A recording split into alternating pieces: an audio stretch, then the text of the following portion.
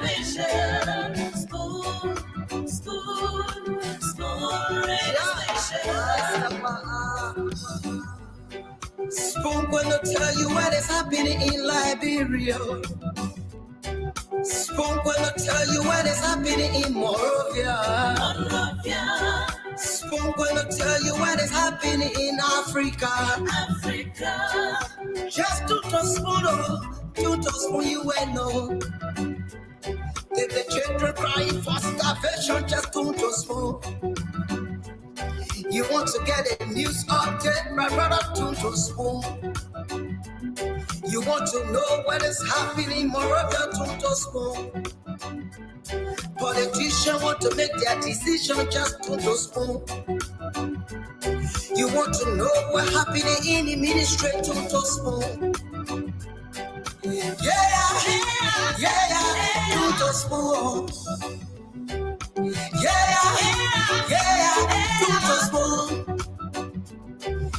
You from Funjama, Maryland, to spoon. To spoon. If you eat keep on congratulate my brother, to spoon.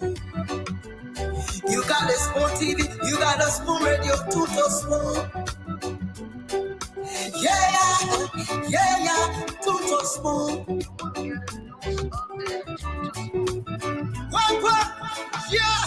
Rastafari. Kilibamba, kilibamba, kilibamba. Kilibamba, kilibamba, kilibamba.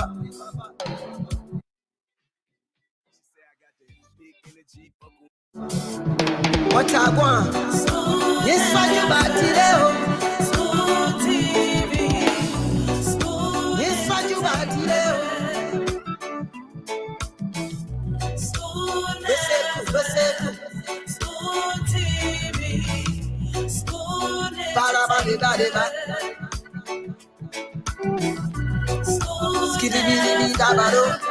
Spoon TV. Spoon Entertainment. Go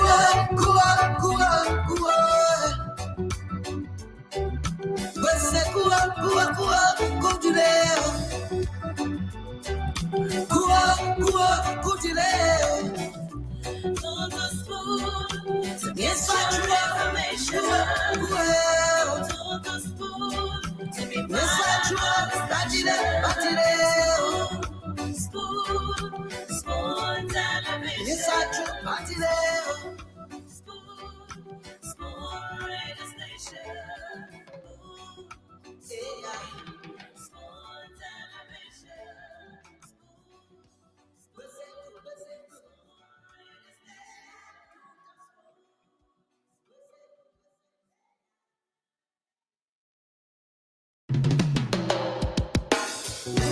Yes, sir. A special one from the CEO, Stanton with the spoon. And your boy, Friday the Southern Band. Charges on the beat. On the spoon to get your information. To the spoon to be part of our discussion. Spoon television. Spoon radio station. Spoon gonna tell you what is happening in Liberia. Spoon gonna tell you what is happening in Monrovia. Spoon gonna tell you what is happening in Africa. Just to spoon you will know. If the children crying for starvation, just to spoon. You want to get a news update, my brother, to spoon. You want to know what is happening, Moravia, to spoon. Politicians want to make their decision, just to spoon. You want to know what's happening in the ministry, to spoon. To spoon. To spoon. You from Funjama, Maryland, to spoon. To spoon. If you eat keep on crunchy like my brother took a spoon. You got a spoon TV, you got a spoon radio, took a spoon. Yeah, took a spoon. What? Yeah, Rastafari. Kilibamba, kilibamba, kilibamba. Kilibamba, kilibamba, kilibamba. What I want? Yes, I do bad today. School TV. School. Yes, I do bad today. School. School TV. School. Bada bada bada bada. Skiddy biddy dabado. School TV. School entertainment.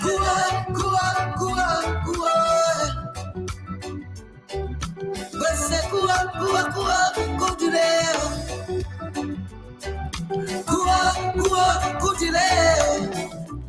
On the spoon. Yes, I do information. On the spoon. To be yes, I do. Spoon television. Yes, I do. Party there. Spoon radio station.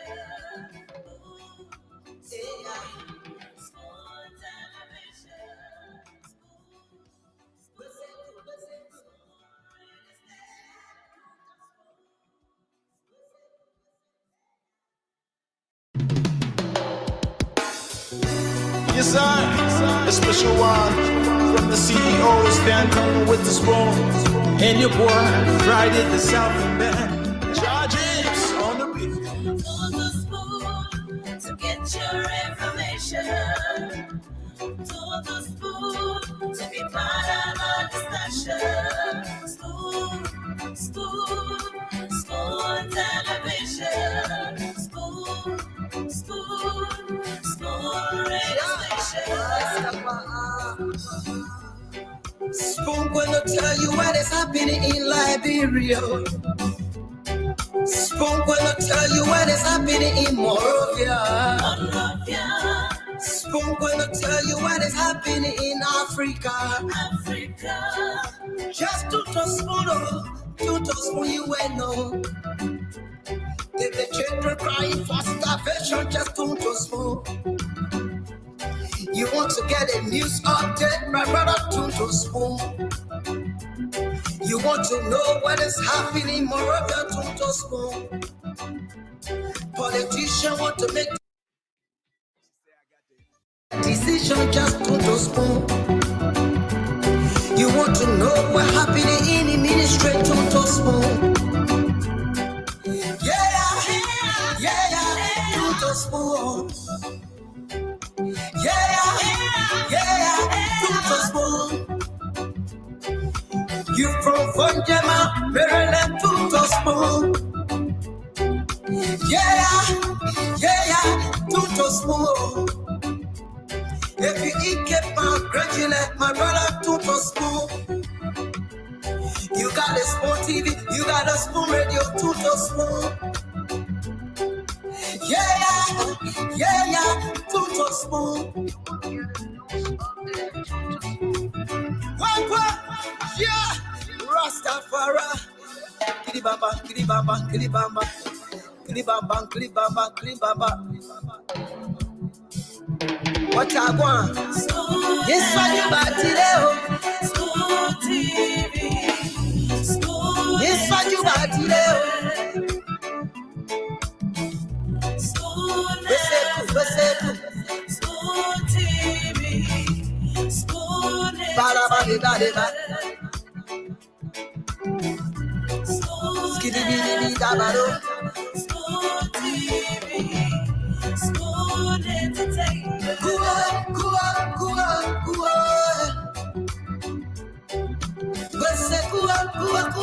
Go to there. Go to there.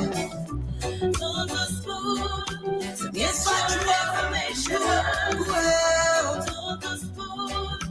Yes, I do.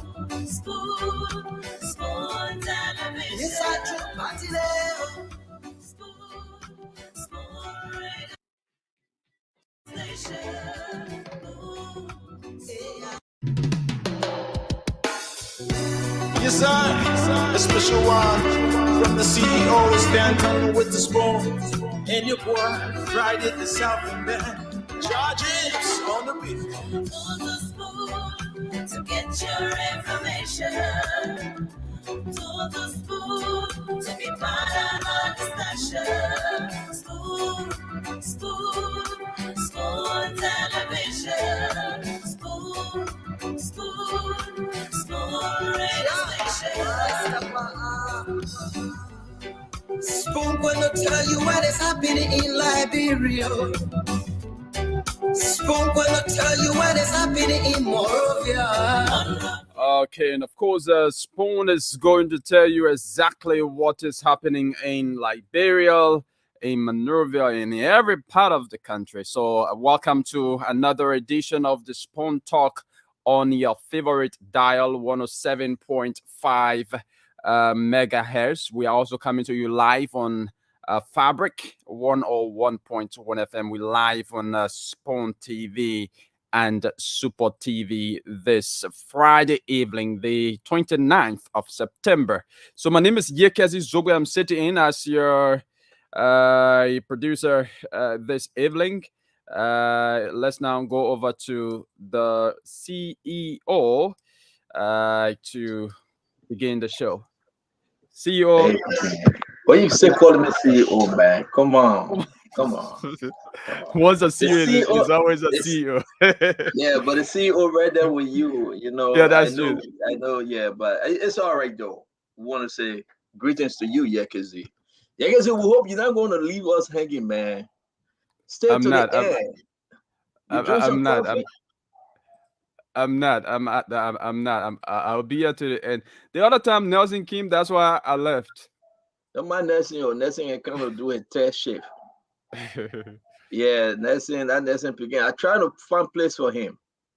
You know, we gotta deal with Nelson according to the law of the 6C. 6C. Yeah, have you ever heard of that law? No. Law of the 6C. Yeah. No, I haven't heard about that. Yeah, but I want to say special sympathy to my family, my sister Grace Witherspoon, as they are having a wake keeping, and tomorrow will be the funeral. We keep strong, and you know, I'm so blessed that God have given her the strength to go through these difficult times. Seriously, so yeah, that is why my condolences to you as well, and to Grace. Yeah. Yep. She's hanging, but God will bless her, bless Mr. Banks, the husband, the entire family. It's a tough time, but you know, we owe it to the Liberian people to come on and talk about national issue. So what's happening, man? We had the big thing about killing in Lofa. Yeah. I have document, I have clips, I have what's the paper? This thing is bad. You took my paper, you took my talking points. Who took it? You took my paper. I printed hello, yes, you want to begin as edition. I printed on my paper and I must play magic to do that. I think you beyond your medicine business. But seriously, they begin do what saying. They begin to take my paper. The paper disappear. How? Okay, so folks, if you just joined us, you are. You took my paper, man. Yes, you're listening to the Spoon Talk, and once the CEO comes back, I am back. Everybody coming on, but you took my paper. It means I have to print another one. Okay. Oh man, Sabari Jabate, CEO name when referring to you, it is the title when referring to Mr. T. Correct. Call me Stanton. I'm so blessed if you call me Stanton. All right. This is not Nelson. She said yes. Nelson is a sedition. This is Yekezi Zoe. Yengezi for Nimba Kante. Pabwa Ao. Ideme. Ihume. Eagle Campe. man. Eagle man. Eagle man. Where you from? Yeah, they say where you from, Eagle man. But you say Pabwa, right? Pabwa, right? Yeah, you are saying hello. Yeah. Ao. Oh, yeah, that's a response. Yeah, Eagle man. I go I go. Nimba. Okay, Eagle man. I I go go Nimba. Ghana's way. I go no Panther. So, folks, if you got a full line, let's try to learn this thing because we're just warming up. It'll be an interesting show today because what's happening, something happening. I mean, you're going live again. Joseph, you might bug us somewhere. Yeah, I think it should be Cholo play. Oh, they gotta have a press conference. I'm very low on the radio. Why? They gotta say I'm low on the radio. Can you check? Yes. Yeah, I just increased the volume. You just increase the volume. Can you bring us up to speed? And I will be reaching out to the Secretary General, the Chairman, and Mo Ali to help us understand what actually took place today in Lofa. What actually took place today in Lofa? Because this Lofa thing is big, folks. It's the beginning of some people's expectation. So bring us up to speed, Zoe. Yeah, so I was just in conversation with one of our correspondents, former correspondents there in Lofa County, and he's been filling me in with happenings there in Foya District. So, according to him, Can you bring the press conference in briefly? The press conference? Yeah. Yes, I can. Yeah, bring it in because I want to hear what they are saying, and after that, we're gonna have the show. Okay.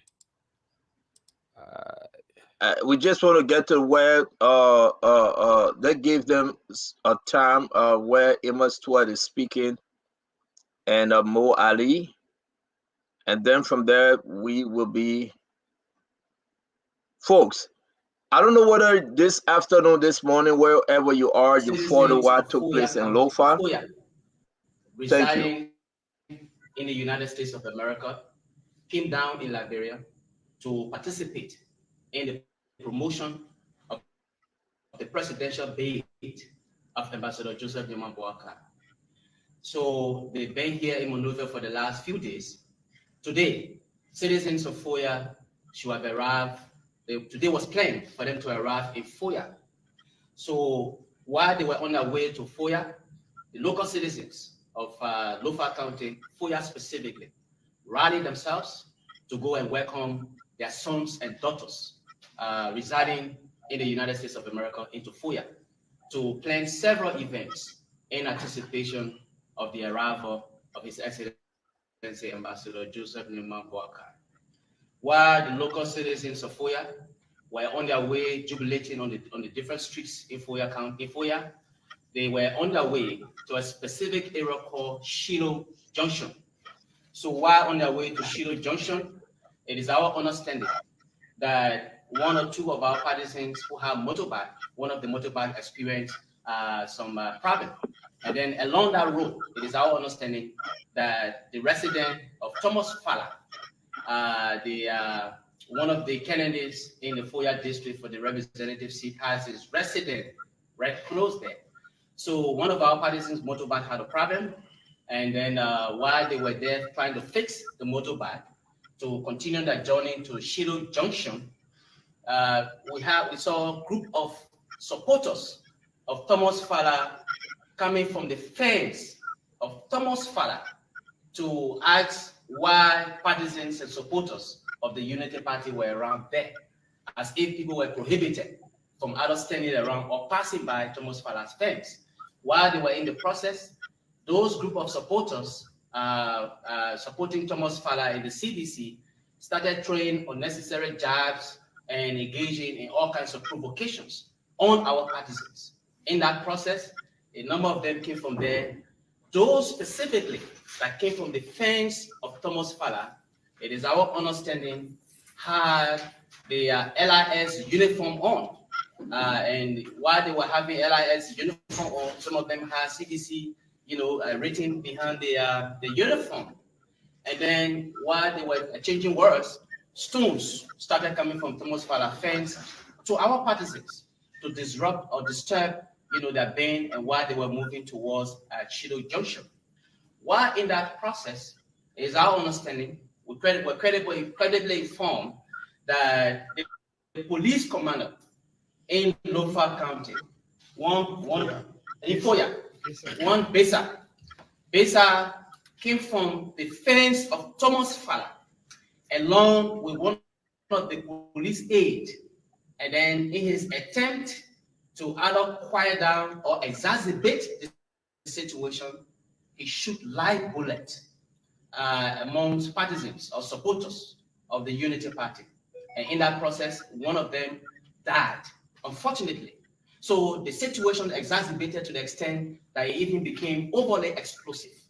So we are here to inform you, fellow Liberians, and our diplomatic community, that you recall 2 years ago, you saw pictures of militias, of militants being trained by Thomas Fala from Lofa County, specifically in Foya. That training that occurred, it was in anticipation of these 2023 legislative and presidential elections. You will also recall that there were, pictures were circulating on social media specifically. The CDC could not deny that. Sadly, we are witnessing what appears to be an effort on the part of the CDC in Foya to make it appear like Foya County is a toxic ground for the arrival of His Excellency Ambassador Joseph Nimabwaka. But on the contrary, partisans, supporters, sons, and daughters of Lofa County are in high gear to receive their uncle, their father, and their son. So while that process, the Unity Party standard bearer was on his way from Bon County to go to Foya, the CDC has a plan to make Lofa appear to be a toxic ground.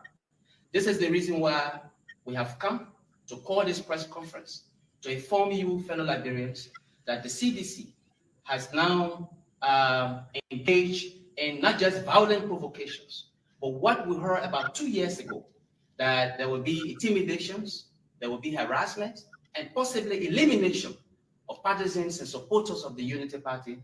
That's exactly what we witnessed today in Foya. It is very sad, and we want to call on the attention of the international community.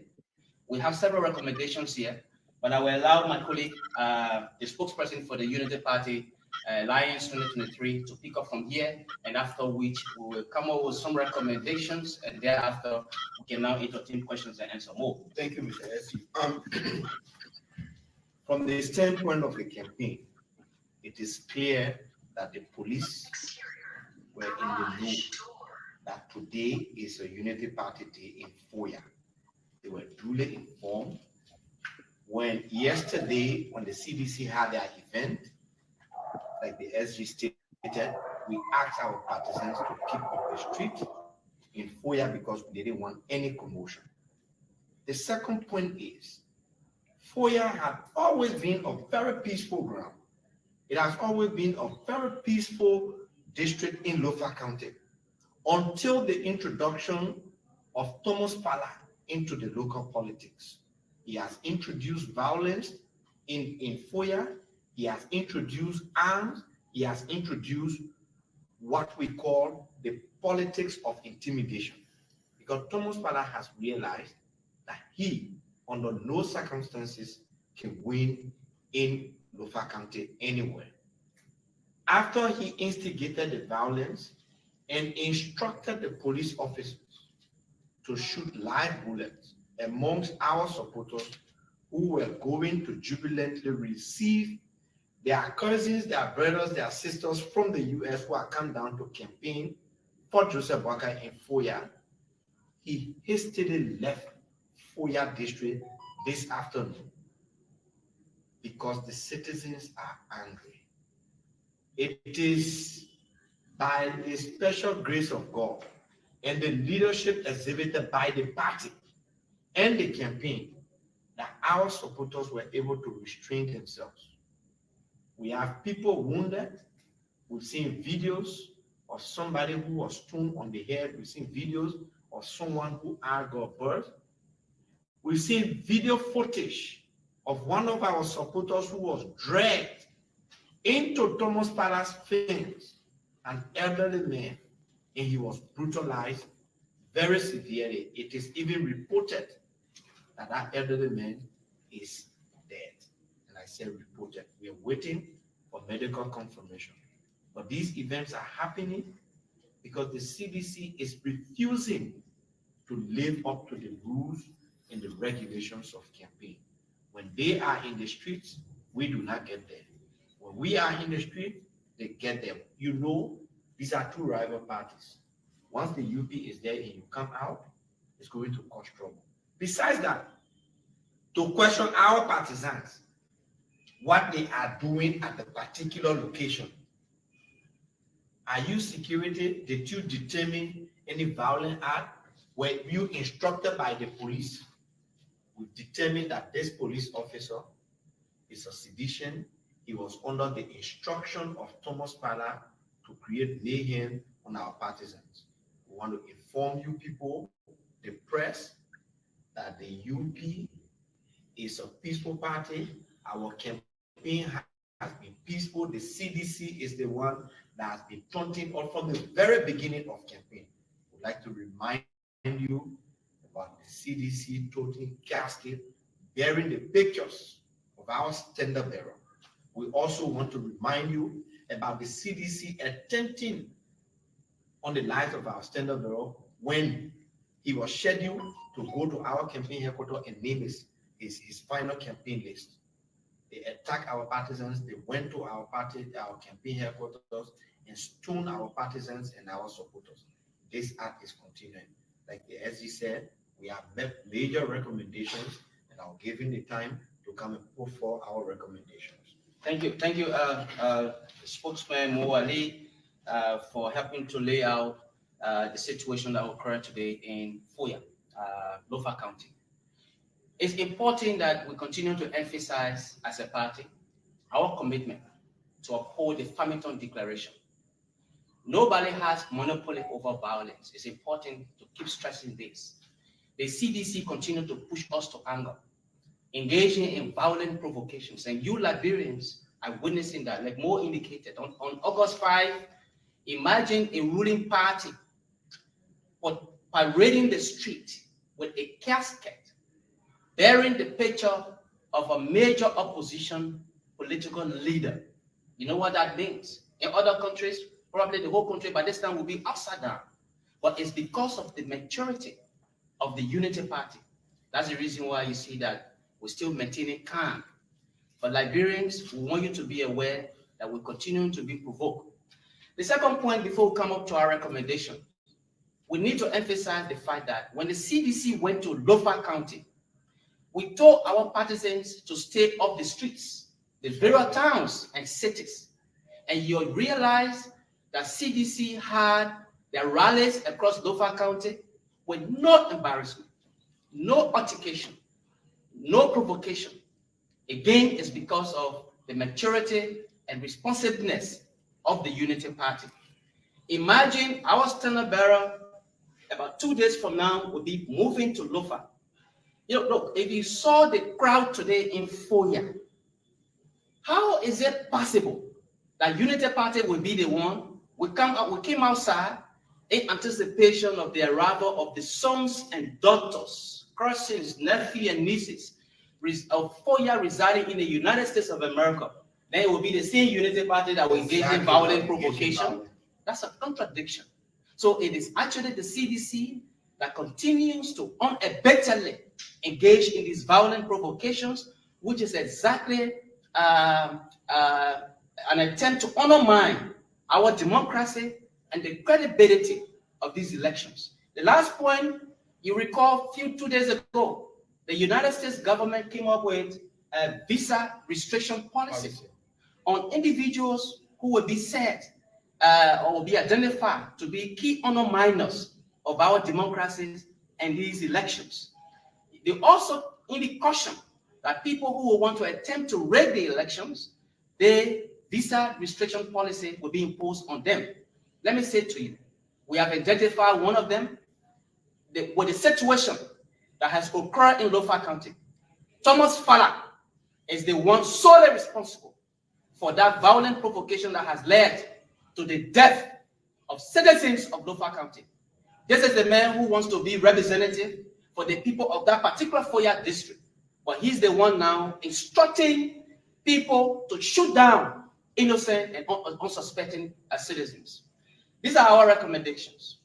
We thank our international partners for paying keen attention on the elections, for helping with resources to conduct free, fair, transparent, and credible elections. But we want to emphasize the point that our international partners need to pay keen attention to Foya, Lofa County. That place is becoming a hotbed for violence, particularly instigated by Thomas Fala. It's also important that we emphasize the point that we need, as a party, we want an independent investigation to be conducted in the situation in Foya. That independent investigation, of course, it should comprise of individuals who are non-partisans of the CDC. It's also important that we emphasize the point that Besa, the police commander in Foya, should be relieved of his current position. We want non-partisan police to go in Lofa County, to go in Foya, and man the activities of these elections. Besa is disappointingly compromised. Imagine the man was in the fence of Thomas Fala, and on the instruction of Thomas Fala, he came and shoot live bullet, and that led to the death of innocent Lofien, the Lofa people that Thomas Fala wants to represent. Commander Besa should also be a subject of investigation. Yeah, a subject of investigation. He's compromised, and he is actually the main person who created the condition for the exacerbation of the situation in Lofa County. So, no, I mean, those are the recommendations. So these are our recommendations, and so probably we'll now allow you journalists to ask questions. Again, this is not the party. When they're holding press conference, you're shouting all over the place, Amanda, Waitu, and so on. We are a responsible, mature political party. We're going straight to the point to inform the citizens of this country that in spite of the attempt by the CDC to make it appear like there is some toxication in Lofa County or the environment is not conducive, we are pleased to inform our partisans that Ambassador Joseph Newman Boakar will enter Lofa County as stipulated. And we want to use this occasion to extend our deepest sympathy to the bereaved family, to families whose children or relatives die as a result of the violent provocation instigated by the CDC. Thank you, ladies and gentlemen. So you can just raise your hand, we'll recognize you. Well, my name is Yanti Topa, I report for OKF and OKTV. Well, basically, there are photos circulating on the social media. One group of individuals marching on the street of Foya, wearing red t-shirts. So they are saying that this group of people who are marching belong to the Unity Party, for which they think that these are the people who orchestrated the violent situation. And then number two, apart from with those who reportedly they've been announced that they've died, have you been able to establish whether this group of people belong to the Unity Party that maybe that died as a result of the situation in Foya? What have been the status of other partisans who perhaps sustained one, maybe reportedly? Have you been able to establish so far? Let me address the second question quickly. United Party is for Liberia and Liberian people. We get very concerned when a person on Liberian is killed in such a form and manner. We are not concerned about whether it is a Unity Party partisan or not. Our belief, our creed, our value is that no Liberian should be killed in such a fashion through violence instigated by a political party. That is the reason why throughout our campaign, we would not get involved into any form of violence. We are in touch with the medical people, medical personnel in FOIA. They will confirm the identities of those who unfortunately met their untimely death in that instance. And again, like the Secretary General stated, we are celebrating the coming of partisans who've joined us from the US to campaign for their standard bearer. They were in joyous mood. I don't see how, and it defies logic, for somebody who is celebrating will be the same person to instigate violence. Instigate violence against who? The people that were coming to celebrate with them, to campaign with them. So we have the right, we inform the police, our campaign informed the police that we will be in the streets of Foya. So if there were only United Party partisans in the streets of Foya, then they started fighting among themselves. It's not possible. Let's see what through light. Yeah, so it's not possible, but it's also interesting to let you know, or maybe remind you, Nyanti, United Party has 3 colors. Yeah, they green, white, and brown. That may appear to be red when people see it on screen. On screen. And on top of that, you know, during the launch, or before the launch of our campaign on September 17th, there were rumors all over the place. I think it was our spokesman who broke that news, that they were playing by CDC. Yes, definitely. To print T-shirts of Unity Party. Of Unity Party to disturb, you know, the rally. So who knows? This could be part of the grand design by Thomas Fowler and his legs to make it appear. How is it even possible that our partisans who have gone jubilantly receive their sons and daughters who have come to promote the presidential bid of Joseph Walker will be the same people to turn against themselves? What logic is that? You know, what logic is that? Next question, please.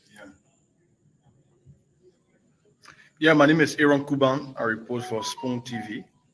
I want you to give me a precise number of how many persons so far, from the party standpoint, you receive information, how many persons so far lost their life in the violence. And another thing is that there's a video on the social media which people wearing the Unity Party stickers on their shirts involved in violence, hitting on someone who it is believed that that person died also in the violence.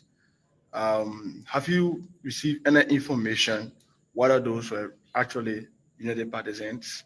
Because you just stated there were plans by the CDC to infiltrate some of your rallies. So we saw that video, and the first question is, how many persons so far lost their life based on the information you have?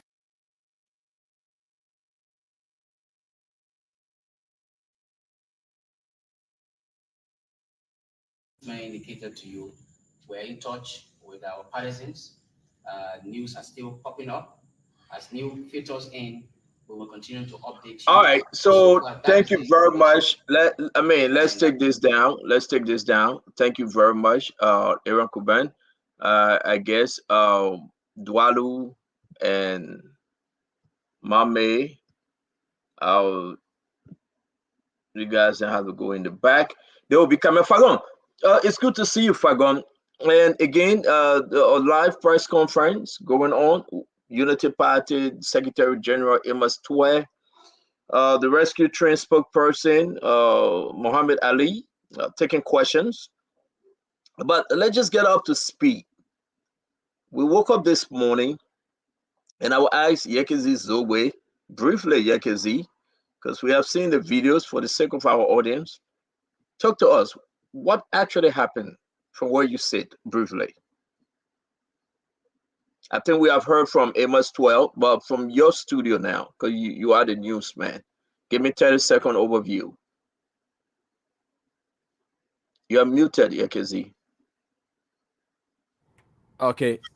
So firstly, it's been reported from Lofa County, according to our colleagues there, local journalists, that 2 persons have been confirmed dead, and 2 others are feared dead. That is, those 2 other individuals are yet to be confirmed dead by a medical doctor or at the medical facility. So according to the local journalists, a Unity Party was expecting some diaspora Liberians, who had, returned to the country to canvass for the presidential bid of Ambassador Joseph Boakai. And, while on their way to await those diaspora Liberians, along that road, you also have a residence of Thomas Fala.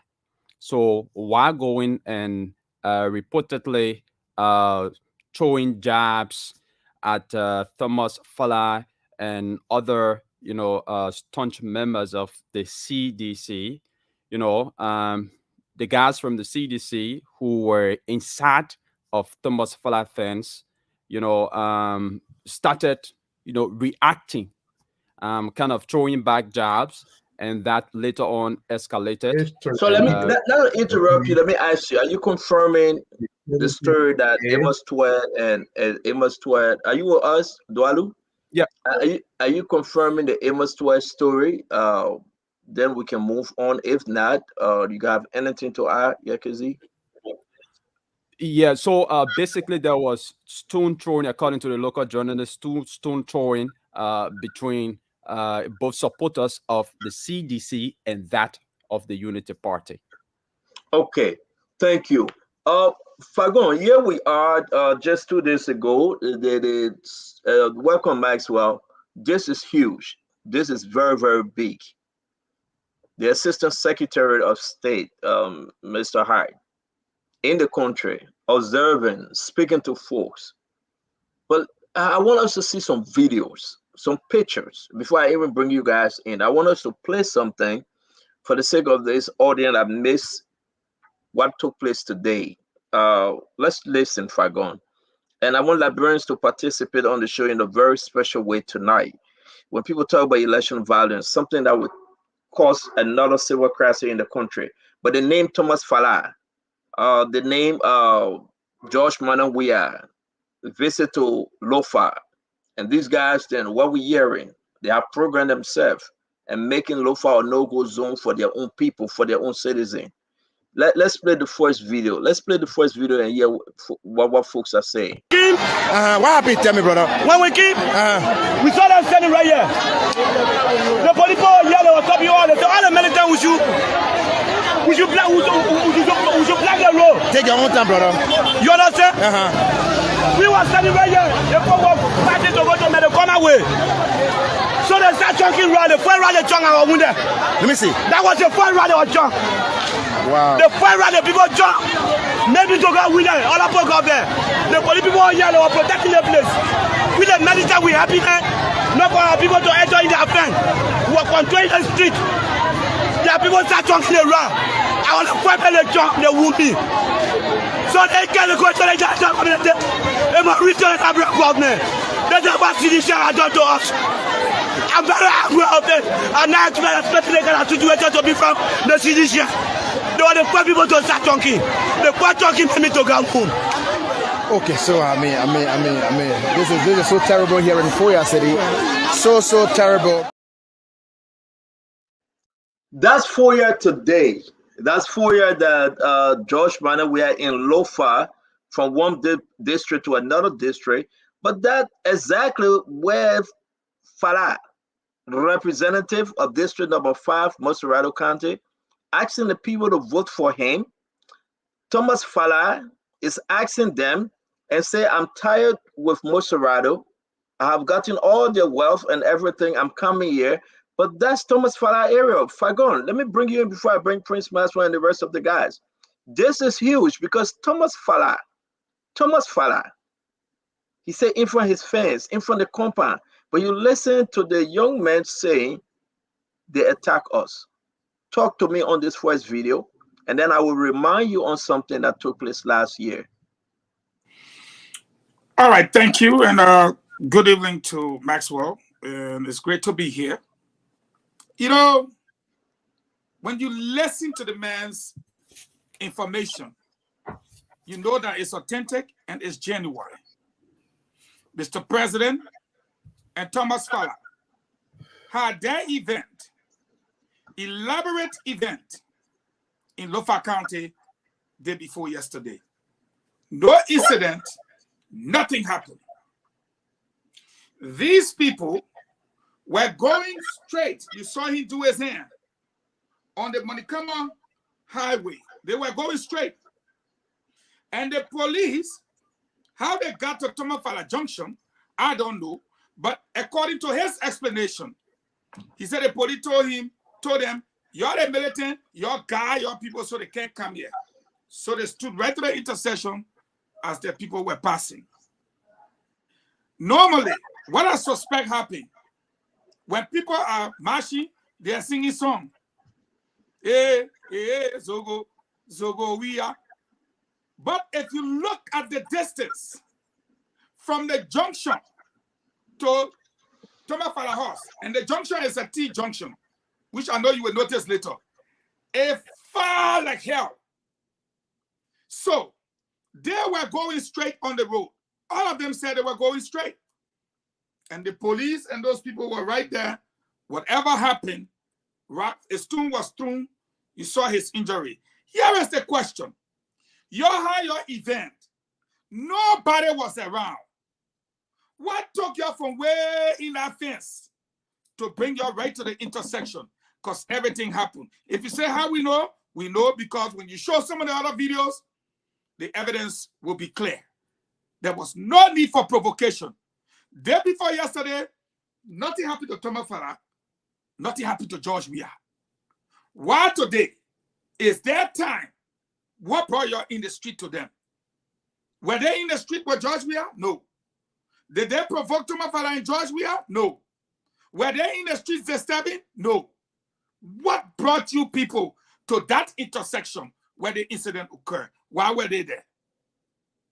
And that's something for them to answer.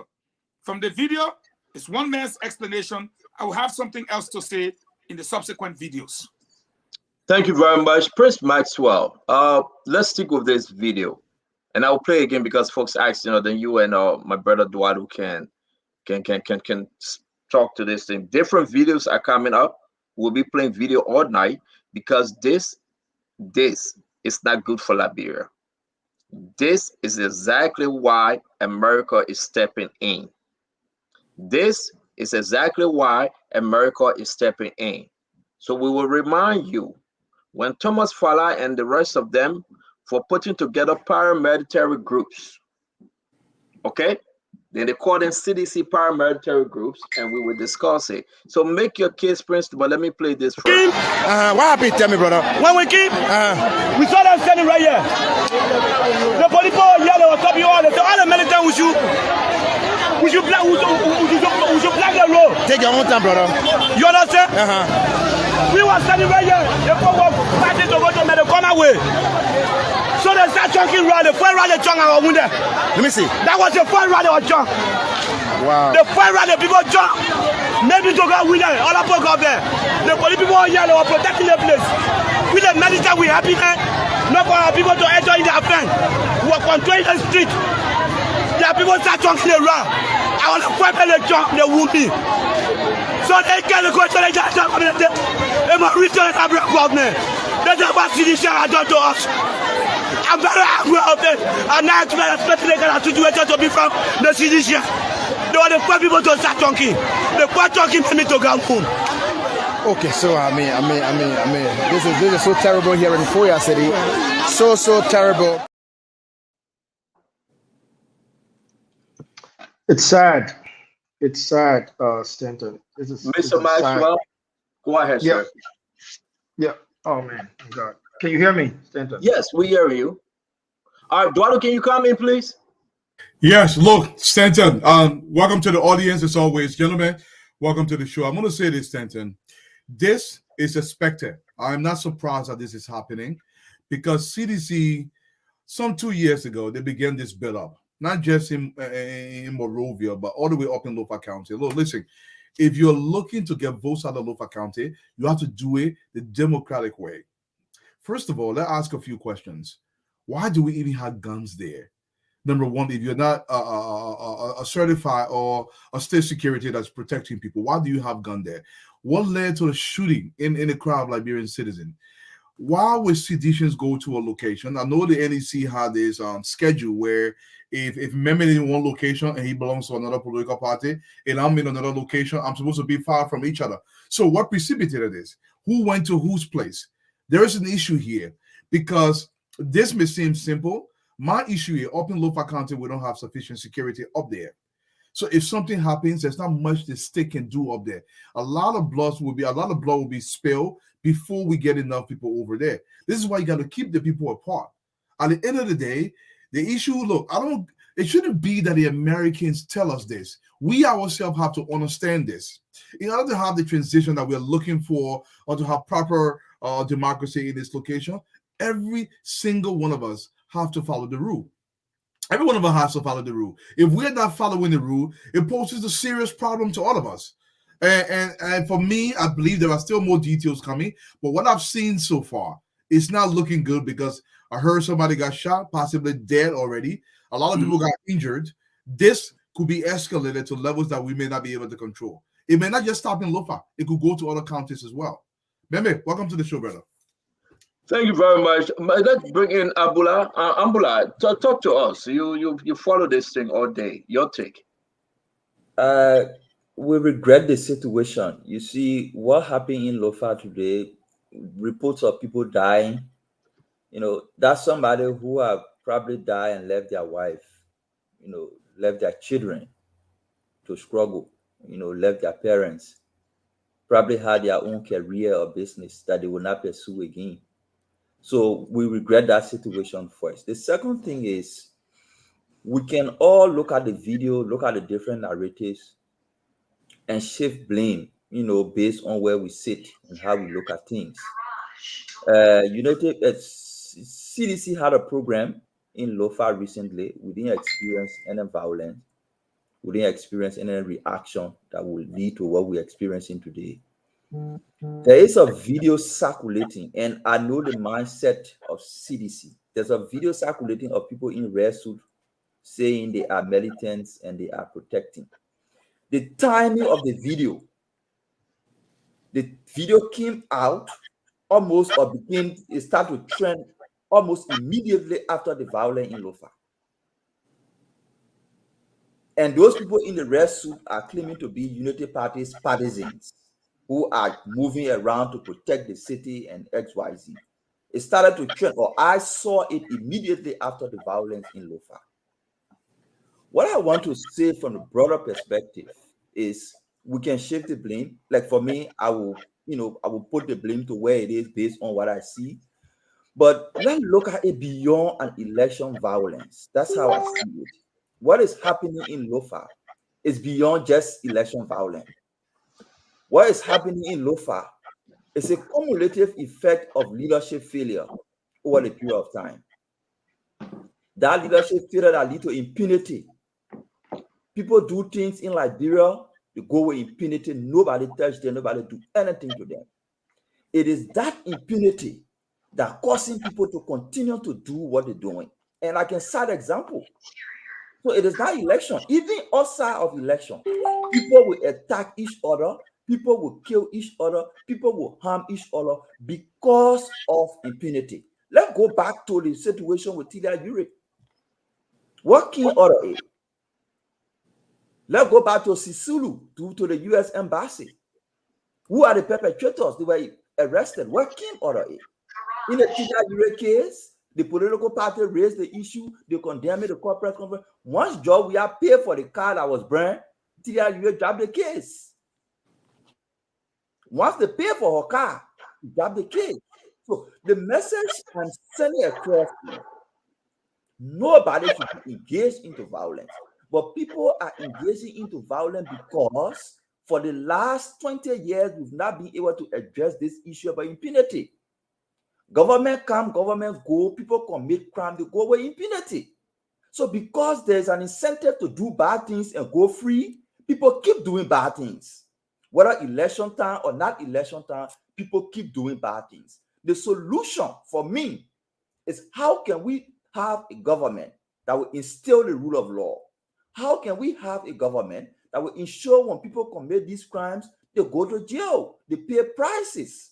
It's not just about condemning it during election time. After election, what you see happening, it might happen right in the market. People will be making confusion right in the market and kill each other.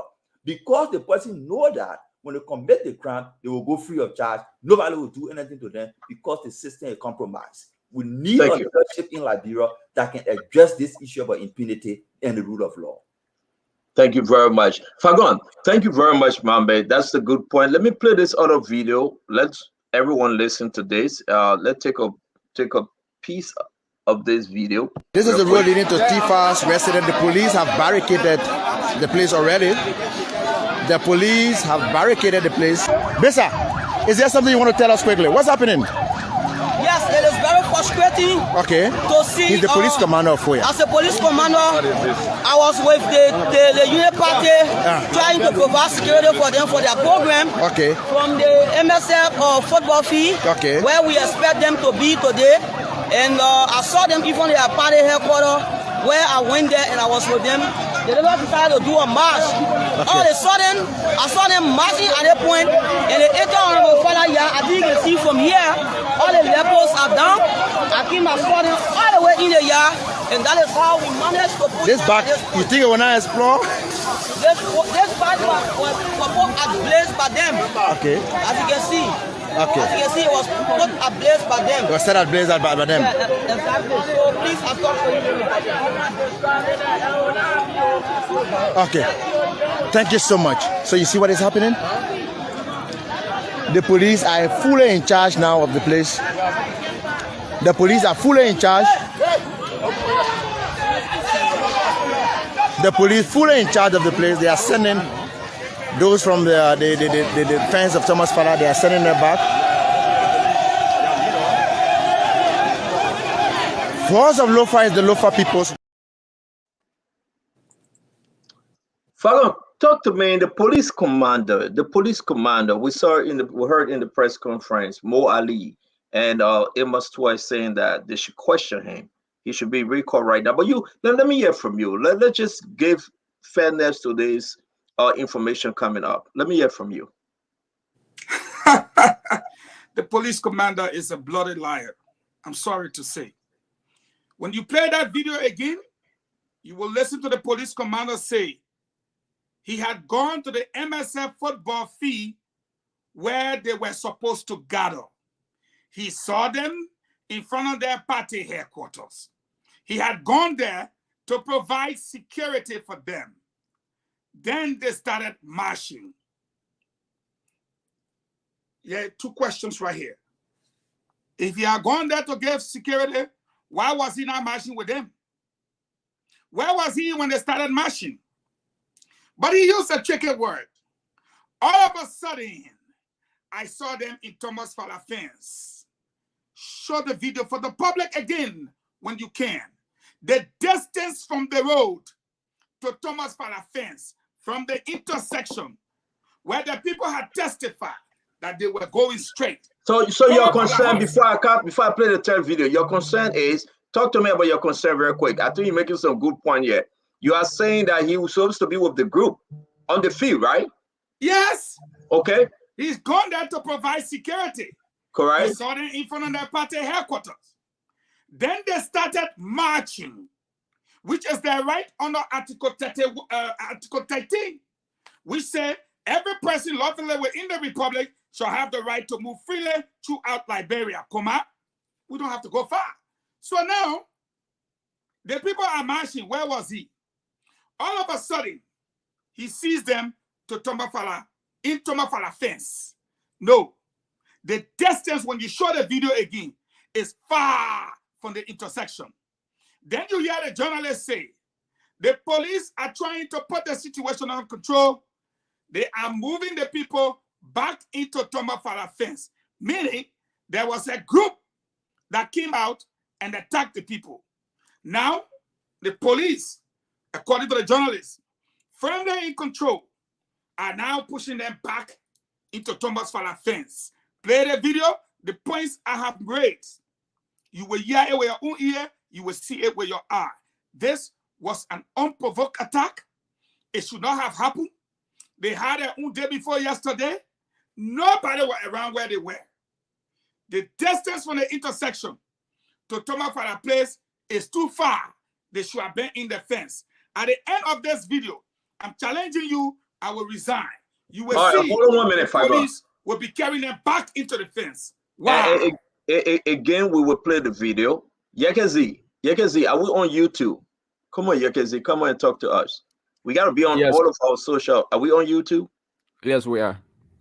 Okay. Please make sure we are on everything. Yeah, somebody was saying one of our stations was down. I don't know how true that is. Yeah, one is down. They are taking the water from the tube for maintenance purposes. That's one of them. It will be up tomorrow. I will soon fire you from their job. Every day, one of my stations will be down. You get problems. Yeah, but that don't mean by talk to the people in Liberia. But let's go back to this thing real quick. And you want me to play the video? Mo Ali is calling. Mo Ali is 5 points. I agree. We got to be fair because the Americans, they are listening because it's election violence, right, Dwalu? Yeah. The people saying they are watching. The president was in Lofa, and guess what happened? Tomafala is looking for a position in Lofa. Somebody named going to be on visa restriction. Somebody going to take the blame for this thing that happened tonight. Let me bring in the spokesperson, Mohammed Ali. Hello? Yes, Stanton. Yes. Thank you for that press conference. We carry the press conference live more. I know you are driving home. When you get home, then you can come on the show live. But we have a couple of questions. Definitely come home. Make your point. What are we hearing here? Give us an overview, please. Yeah, so, when I turned into the show, I heard the police commander say they were providing security, and suddenly UP partisans just rushed into Thomas Father fence. He is wrong. As a matter of fact, that police commander is one of the main culprits of this violence.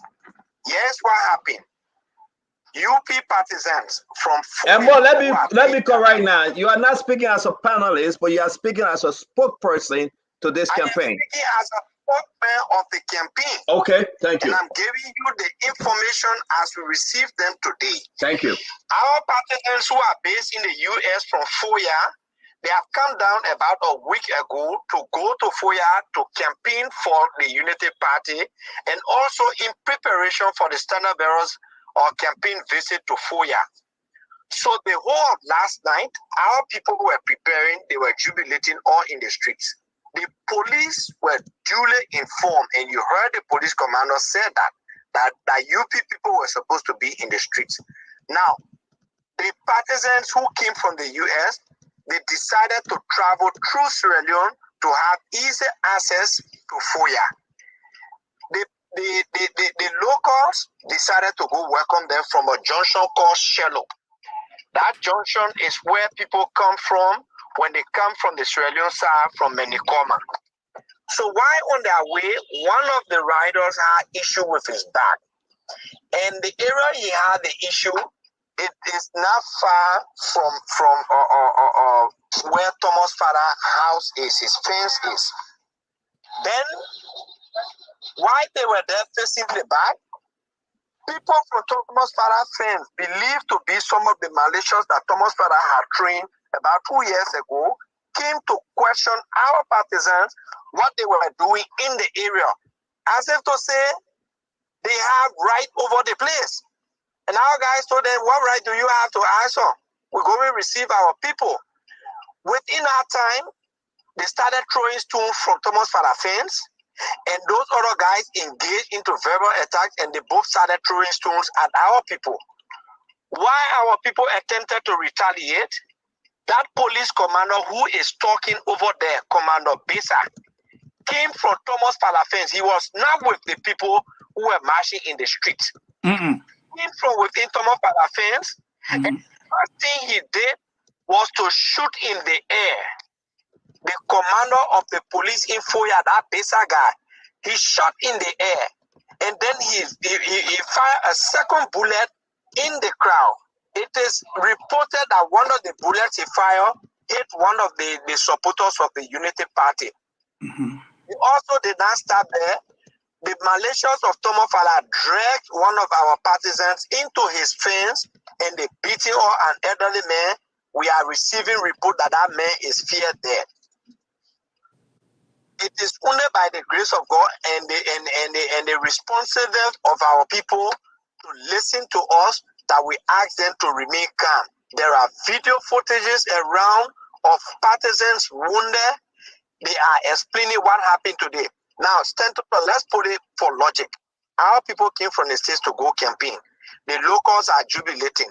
So suddenly, nothing happened in Thomas Falafel. They are marching in the street. The police is with them, and they just left the police and they ran straight to Thomas Falafel. What logic is that police commander making to anyone? So Mo, again, I know you are on your way home.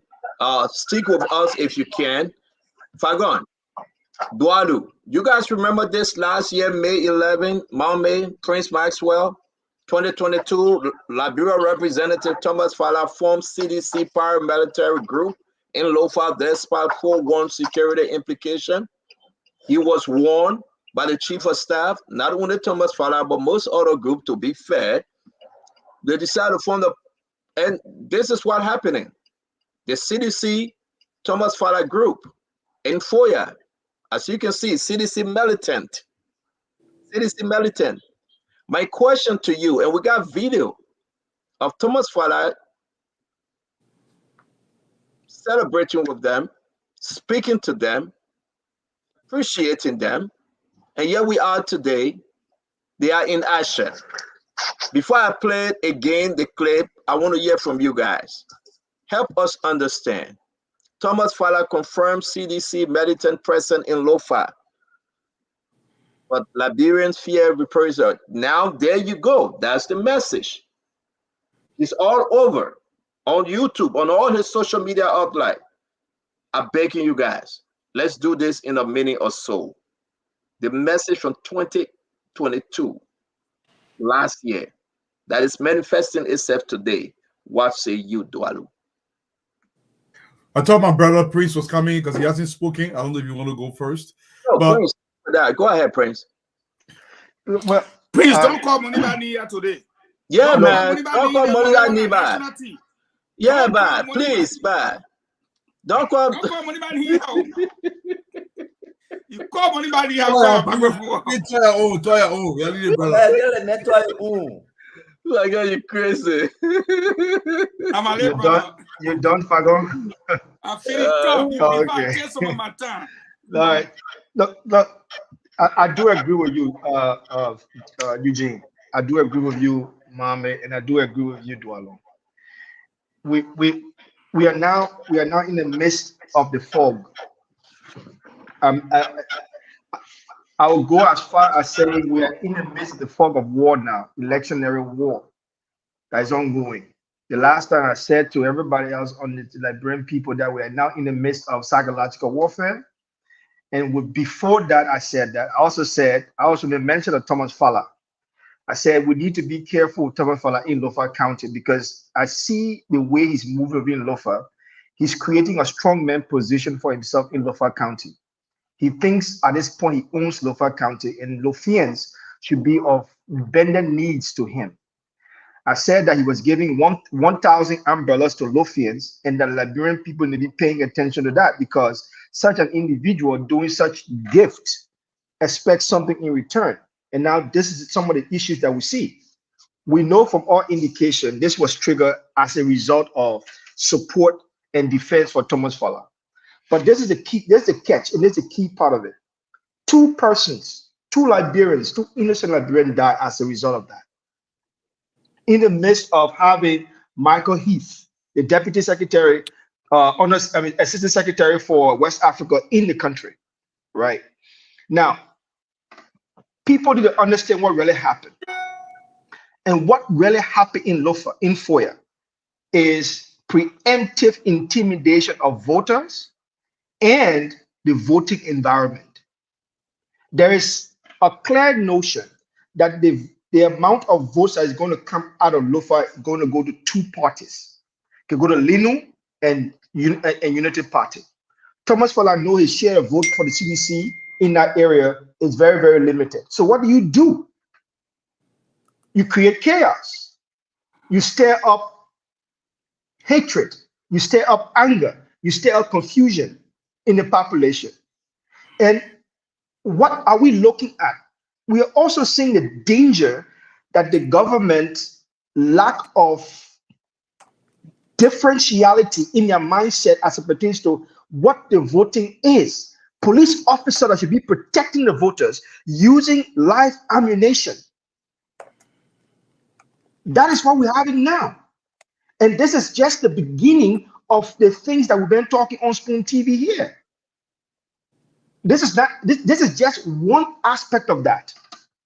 That issue could have been resolved comfortably and amicably and peaceful without death. Without death. I mean, it's difficult to even exert so much anger on this issue right now because we now have 2 families that will be crying tonight for their loved ones. They are not going to be coming back home. And we just had a US government speaking to this very issue that we're on Spoon TV talking about today. So for me, it's just mind-blowing to see the level of defiance that people will go to without even care for the fact that we now have to deal with this issue in Lofa County. Let's bring in, thank you, Mike. So let me bring in Fadika. Fadika, the story continuing. We got to play the other clip. We got all of videos. Can I ask you a favor? Can I ask you a favor? Because after Prince, it was going to be Dwaludo, but you jumped to Fadika, your cousin. You're from Senegal. Oh, sorry. But anyway, let me say this to you. Please, the reason why I want you to play that video. Which one? Which one? The one you just played that we're discussing. At the end of the video. With the commander? Yeah, what you just showed, at the end of the video, you will see the commanders that are pushing the militants back into the fence. According All right, so let me play. This is the road leading to Tifa's residence. The police have barricaded the place already. The police have barricaded the place. Bessa, is there something you want to tell us quickly? What's happening? Yes, it is very frustrating to see. He's the police commander of Foya. As a police commander, I was with the Unity Party trying to provide security for them for their program. From the MSF football field, where we expect them to be today. And I saw them even at their party headquarters, where I went there and I was with them. They never decided to do a march. All of a sudden, I saw them marching at that point, and they enter on the fella here. I think you can see from here, all the levels are down. I came and saw them all the way in the yard, and that is how we managed to put this back. You think it will not explore? This back was ablaze by them. As you can see. As you can see, it was put ablaze by them. It was set ablaze by them. Yeah, exactly. So please, I'm Okay. Thank you so much. So you see what is happening?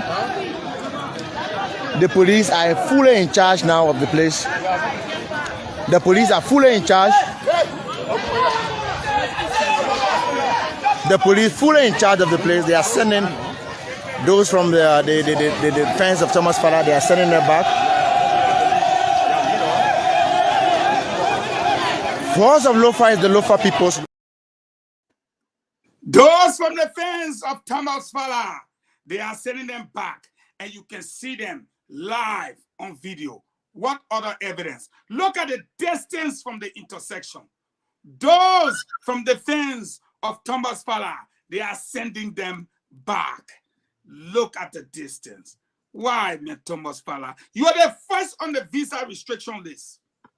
You are the first. Not just that, Fagon. I know. Look, there is a premeditation here to the action of Tomofala. Let's dissect what the officer said. He admitted to what happened without recognizing that he's done that. First of all, why would these guys go into Tomofala's fence without any provocation of any kind? According to what Moali just said, they took somebody from the field and they took them to Tomofala yard. And number two, why does Tomofala have all these people in his yard, not too far from the field, in preparation of some counter reaction? So the intent here, if you look at it, was to provoke the people on the field. Tomofala should know better. You should know better to make sure you separate these kind of things. So what? Look. Besides the distance, just think about it. Why were a bunch of people just gonna go to Tomofala yard for no reason whatsoever? There is premeditation. In fact, the premeditation goes far back at 2 years when they prepared this so-called CDC defense force in Lofa County. What was the necessity of a CDC defense force in Lofa County when we have the police? So all of this is intended just to make sure, look, in that location, what Tomofala has done, he has massively reduced the small amount of votes that would have been gotten by the CDC administration in Lofa County.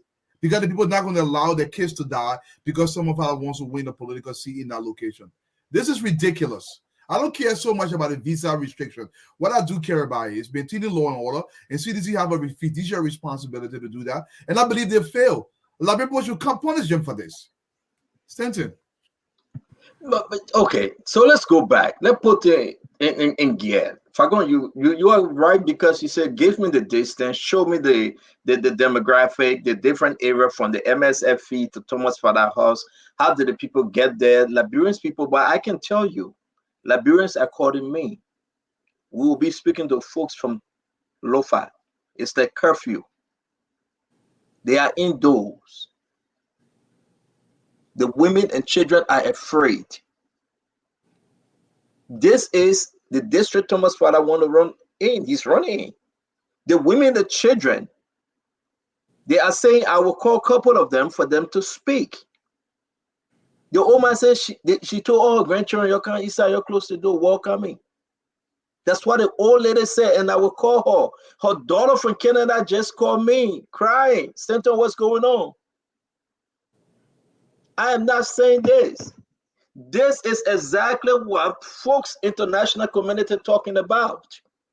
Now, our people that are not educated, Dwalu, that have experienced 14, 16 years of civil conflict, is into the mind. Welcoming. Welcoming. Talk to me, Fadiga.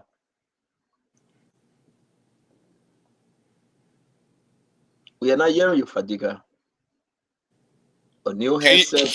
Can you hear me now? Yeah, we can hear you. Well, I try to be like my man Prince, and I'm trying to follow the young people party. But honestly, on a serious note, the reason why we are having this is this. Look, I just got our drone footage from Bon County. Bon County has fallen, and that is why where this thing is heading. They are listening to the replay. The auto pause campaign style that have taken over Liberia is putting them in panic mode. What is happening in Lofa County? Look, 2017, Lofa County went down by almost 98%.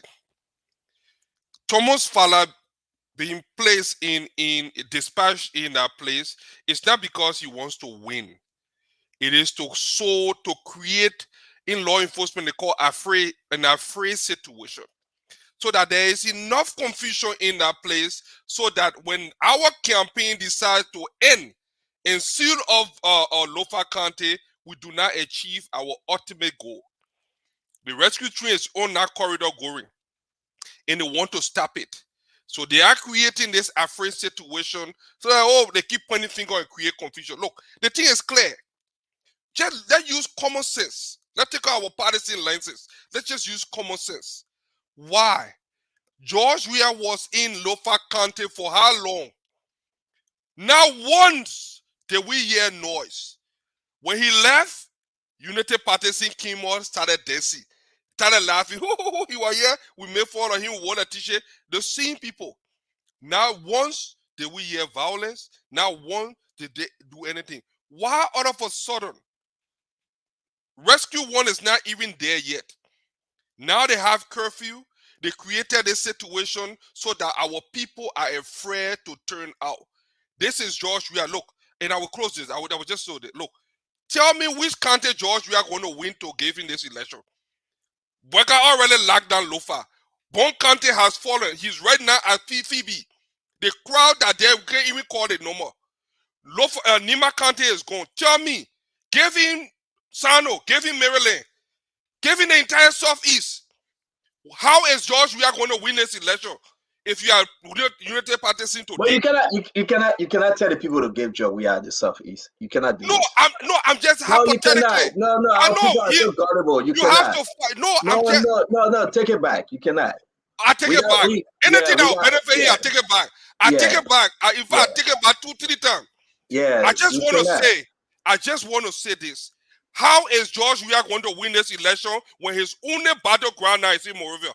The only place that George Weah can even try is in Monrovia. It's over. They want to create chaos, and that will not happen. I'm standing back over to you, Stanton. Thank you very much. Thank God that everybody taking the start of Mr. Eduardo to turn it over to me. That's a good thing. Only match was still not too happy because Fagon said he dare him to talk about on the show. But Fagon, let me come to you before I go to my brother Abula. Stand on. Dr. Moniba has made it clear. Dr. Moniba has made it very, very clear. Hold on one minute, my brother. Leverage. He has no leverage on that. Look at this, right? Look at this. These are the paramilitary group that Thomas' father brought in to Lofa. Jefferson Koji, they brought in these guys, men and women, gave them the red and blue beret, but you can see it. CDC militant on the standby. In Lofa. And today we are playing clips that yes, indeed, they are implementing the instruction given to them by Thomas Fala and Jefferson Koji. Why do you think these guys were going every evening to Lofa? Why do you think just to go and sleep and hang out? No. Folks, are we getting close to this? I will play this. We hope for a very free and fair election. This is Pandoni, the residents of Thomas Fagafala. This is what happening here in Foya. Ladies and gentlemen,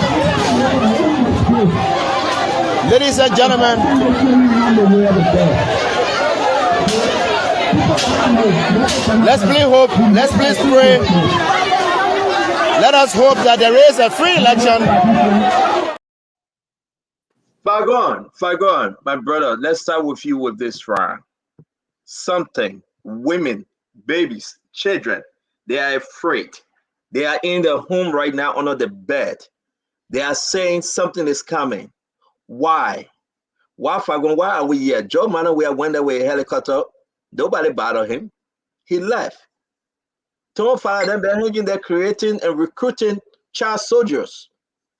They've been recruiting child soldiers. Say what you want to say. They've been recruiting child soldiers. Something he couldn't do in Montserrat. He got flogged by Delon. All the money he spent, and he took it to Lofa. Where is Sir Joseph? Where is Chairman Moba Mbalu? Thomas Fala is about to destroy Lofa. Are we getting that, Fagon? You are seeing what's happening. These are the militant group. As they create the child soldier, the Jefferson Koji, and all of them, they were celebrating last year and things like this, but people didn't see it coming. Now we are seeing, now we are hearing, now we are understanding. Talk to me, Fagon. Thank you. And you know, all I know is that a police commander said he went to go provide security. He saw the people marching. He disappeared. But all of a sudden, the people were in Thomas Fala fence. Then the good old Stanton Witherspoon digs up something we were not even thinking about. The first photo he showed, that's an old lady, old man in the front of that picture. There she is. Look at her. That militant there, an old lady. But you know what that tells me, Stanton? That's why I said, if it's not so, I will resign. When police officers were pushing back the people in Tomafala fence, I believe the people that were being pushed back from the confrontation zone were the militants. You can see the distance. Now, let me say to everybody, you know, Fagon, I do a lot of research and I talk from a political standpoint. That is what we refer to in political science as the politics of fear. You can read about it. When your opponents have no record or anything to face you, they introduce the politics of fear. There were people coming from America today, a whole group, and what they wanted to do, intimidate the people of Foya, intimidate whatever they had to do.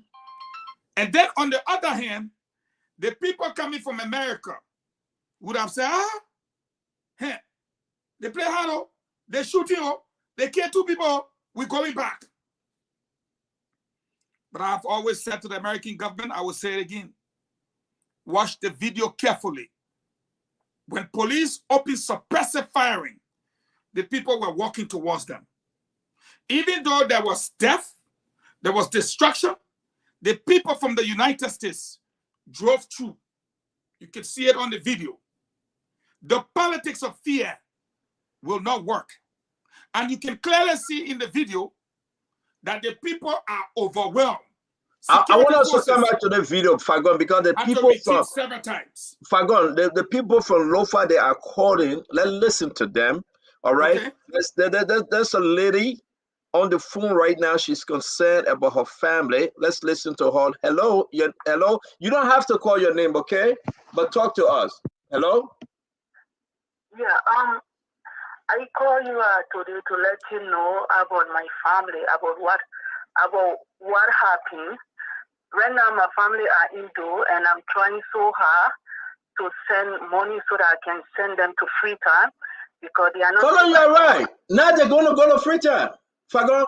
Yes, hold on 1 minute, Mama. Mama, hold on 1 minute. You see, this thing about fear you just talked about, Duadu is concerning. If you have these people leaving Lofa now to go to Freetown, what I tell you? I beg you, talk to us, sister. Talk to us. Let me give you the chance to talk to us. Yeah, because this morning I got a call from my mom, and then saying that they were supposed to do their rally today, and then they couldn't do it because CDC attacked them. And then I was like, well, how you guys? Even when my mom was talking to me, I can't hear her clear because they are inhaling. They can't go back to the house that Thomas Fala know them. So now they are somewhere that is inhaling that they told me not to call the place and that I should try and send them something so that they can leave and go to Freetown and then see how best they can find ways and me to get to Morovia. I said, okay. But I keep calling now. I don't know what's happening. I'm so worried about my people. I can't even get to them. The phones are off. So I hope that my people are okay. And the CDC, they should not even try this because it's going to be a bad thing. So I beg you, Santon, to talk to CDC to really, really be careful with my family. And Santon, try to save my family, please, if you can't, because I'm so worried about my family. They are inhaling. Again, I will, although you're not calling the name, if you give me the number, folks, journalists in Freetown will try to get connection to make sure that you speak to your family tonight. If you send me the information, I will try my best. Those I know in Lofa, I will reach out to them and we'll try to make contact with them. We hope your family and all other Liberians' family are safe. The issue about going to Freetown, I want you to follow our show. Maybe you will have a change of mind and this election will be peaceful. Because if you go to Freetown and defeat the people, I have your number, I will call you. But again, you guys are in our prayer. We are very so sorry to hear this information. Well, continue trying. Please, don't call my name and don't call my family. No, we're not. We're not. Right now, it's in care for them and me too, right? So please. We are not. But go ahead, continue trying to make contact with them, okay? Okay, yeah, thank you. All right, Mommy, there you have it though. The fear that Fagon just spoke about, people saying, you know what? We want to go to Freetown till after the election. Mommy. Duadu, you come in. Maybe Mama is missing. You come in, Duadu. Mama, you hearing him? Well, look, listen. We have to say this to our people because we owe them a great responsibility. This is it. I understand the fear, and this is intentional. It's calculated by the CDC administration, but you cannot not vote because it's exactly what CDC wants. You cannot not vote. You must vote. Even if you decide to go to Freetown, it's a decision to make. On the day of voting, you have to come back and vote, and then you go back to Freetown. This is so important. CDC cannot coward our people into leaving their rights in Liberia so they can continue with the destruction of this country. Look, for those of you who are writing that when we talk about the protection of our state, that means we are inciting violence. You don't understand how violence comes about. Just because you don't talk about something doesn't mean it's not going to happen. That's not how it works. In order to preempt something, you have to prevent it through first talking about it. The issue here is CDC has to understand they don't have any rights to decide how to curtail people's rights in Liberia. It's constitutionally guaranteed. If you're going into location, you wouldn't have the right to go and campaign and let people decide through their own free will for whom they are going to vote. You cannot force people to voting for you through hook and crook. It's not going to work. Liberians have gone through so much. They must vote freely. And Liberians, you have a responsibility. Anybody who puts fear into you and not to vote, don't vote for that person. They cannot get your vote. They cannot cower you into voting the way you don't want to vote because you're going to sell your country out. And worst of all, you're going to put your children in a disadvantageous position. It's not going to be good for all of us. Vote CDC out and let's get a better Liberia. So, you're going to comment. I want to play this thing real quick. Again, folks, you are all welcome. Fagon, you remember when you said that with Doc? This is what happened last year when these guys were putting things together. Let's go.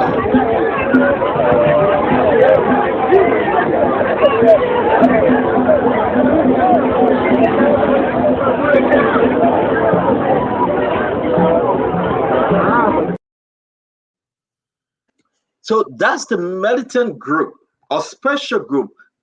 And we spoke to, when this thing came up last year, we spoke to the chief of staff, Prince C. Johnson. He said, you know what, this is crazy. Why every political party having paramilitary groups? Mama, can you hear us? Because I was bringing you in, but you went off. Are you? Yes, I can hear you. I can hear All you. right, so now you listen to the lady crying, and another gentleman who is in Nigeria, he's about to call. He cannot make contact with his family from Foya. Again, these fear tactics, you have seen it.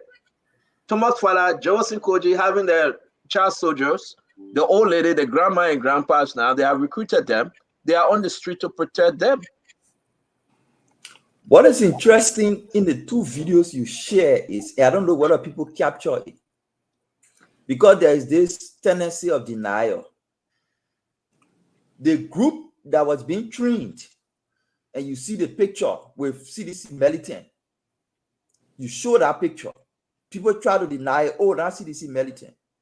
But the video you just show with Thomas Fala, I think Thomas Fala or George, we are in Lofa. Yes, this video with the CDC emblem on the jacket. People will argue, oh no, it's not CDC. But when you see the video you just show, there's a part of the video you see people dressed in the same uniform providing security to Thomas Fala in that video. Exactly. Voila. The video you just show, no, not the one, the video you just show. People dressed in that identical uniform.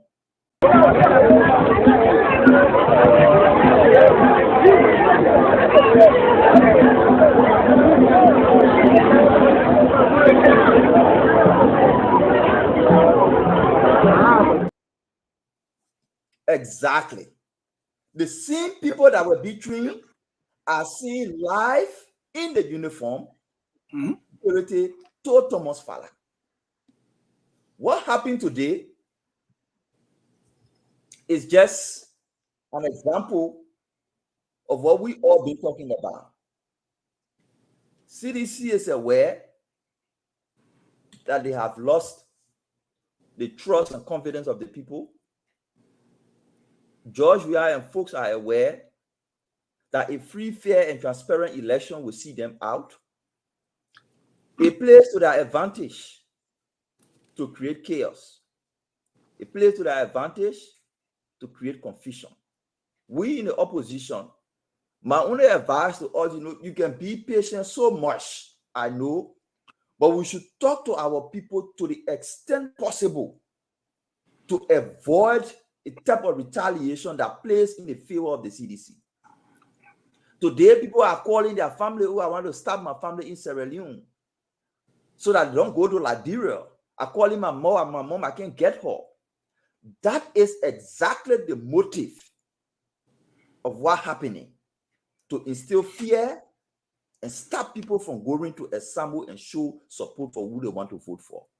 So we in the opposition, like we tell our partisans on the other side, from the LPP side, do not be provoked to the extent where your provocation and your reaction lead to the advantage of those who provoke you. CDC did this in Lofa because they are aware of another political party going in Lofa in 2 days from now. The intention is to create an unsafe environment that people will tell their children, don't go there, people will be shooting. Stay home. Do not show up. This thing will lead into violence. So they created that mindset. Our only appeal to our people is, do not allow yourself to be provoked to the extent where your provocation and reaction play in the strategy of the CDC. Because CDC is losing. They are aware that they are losing. The people will not vote for them. So the only thing to do is to cause chaos. Even on election day, we'll talk about that later on. But there is a strategy of CDC on election day that we'll talk about later. Thank you. Thank you, Mame. Again, let me go to my brother Prince, because Dualu always love to skip to Prince. We have 2-3 other videos we want to show, but you're quite correct though. This group came to being, and now I can announce to you that the commander, basically, he was personally recommended by Thomas Farah. Besa. He was handpicked by Thomas Farah. I can confirm to you, and Thomas Farah can say. So he's Thomas Farah, security man. And now he's the commander for the Liberia National Police in Lofa, Foya. Can you imagine? So seeing the man saying that I just left and came to Thomas Farah home, his job is to protect Thomas Farah and all Thomas Farah assets. So the man, he was happy. He's Thomas Farah said, this is the man. So talk to me, Prince. It's just crazy, man. Well, you couldn't have been more right. This is a classic example of what we are going through in Liberia. The strongman politics that has been playing in Liberia for quite a while now, and it seems to still perpetuate in Liberian society. Thomas Farah handpicked a security man to protect him, but clothing with the authority of the Republic of Liberia. So obviously, you expect his client to help him. But just a minute ago, I received a text message from Dr. Moniba, because now he's on his way back from Grand Jiden. He asked me to relay his message quickly to the people of Lofa County and let them know that they do not need to be afraid. They do not need to fear, because democracy will have to win in Lofa, whether Thomas Farah likes it or not. He said, I should let you all, the people of Lofa County, know that as son of the soil of Lofa County, he would never allow such a thing to hurt their family and their children. People like the situation that happened in Lofa County is not something that should be taking place in Lofa County in the first place. And this is a sad moment. And he will make sure that this is handled in a way that will bring safety to the people of Lofa for them to vote their conscience and their rights.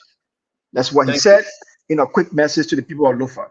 Now, thank you. As I said earlier on today, why this happened? This is a preemptive attempt from Thomas Farah to show his power to CDC that he has control of Lofa County. That's number one. Number two, what was the expected result of this? The expected result is fear. Now we see fear permeating, we see fear spreading all over Lofa County.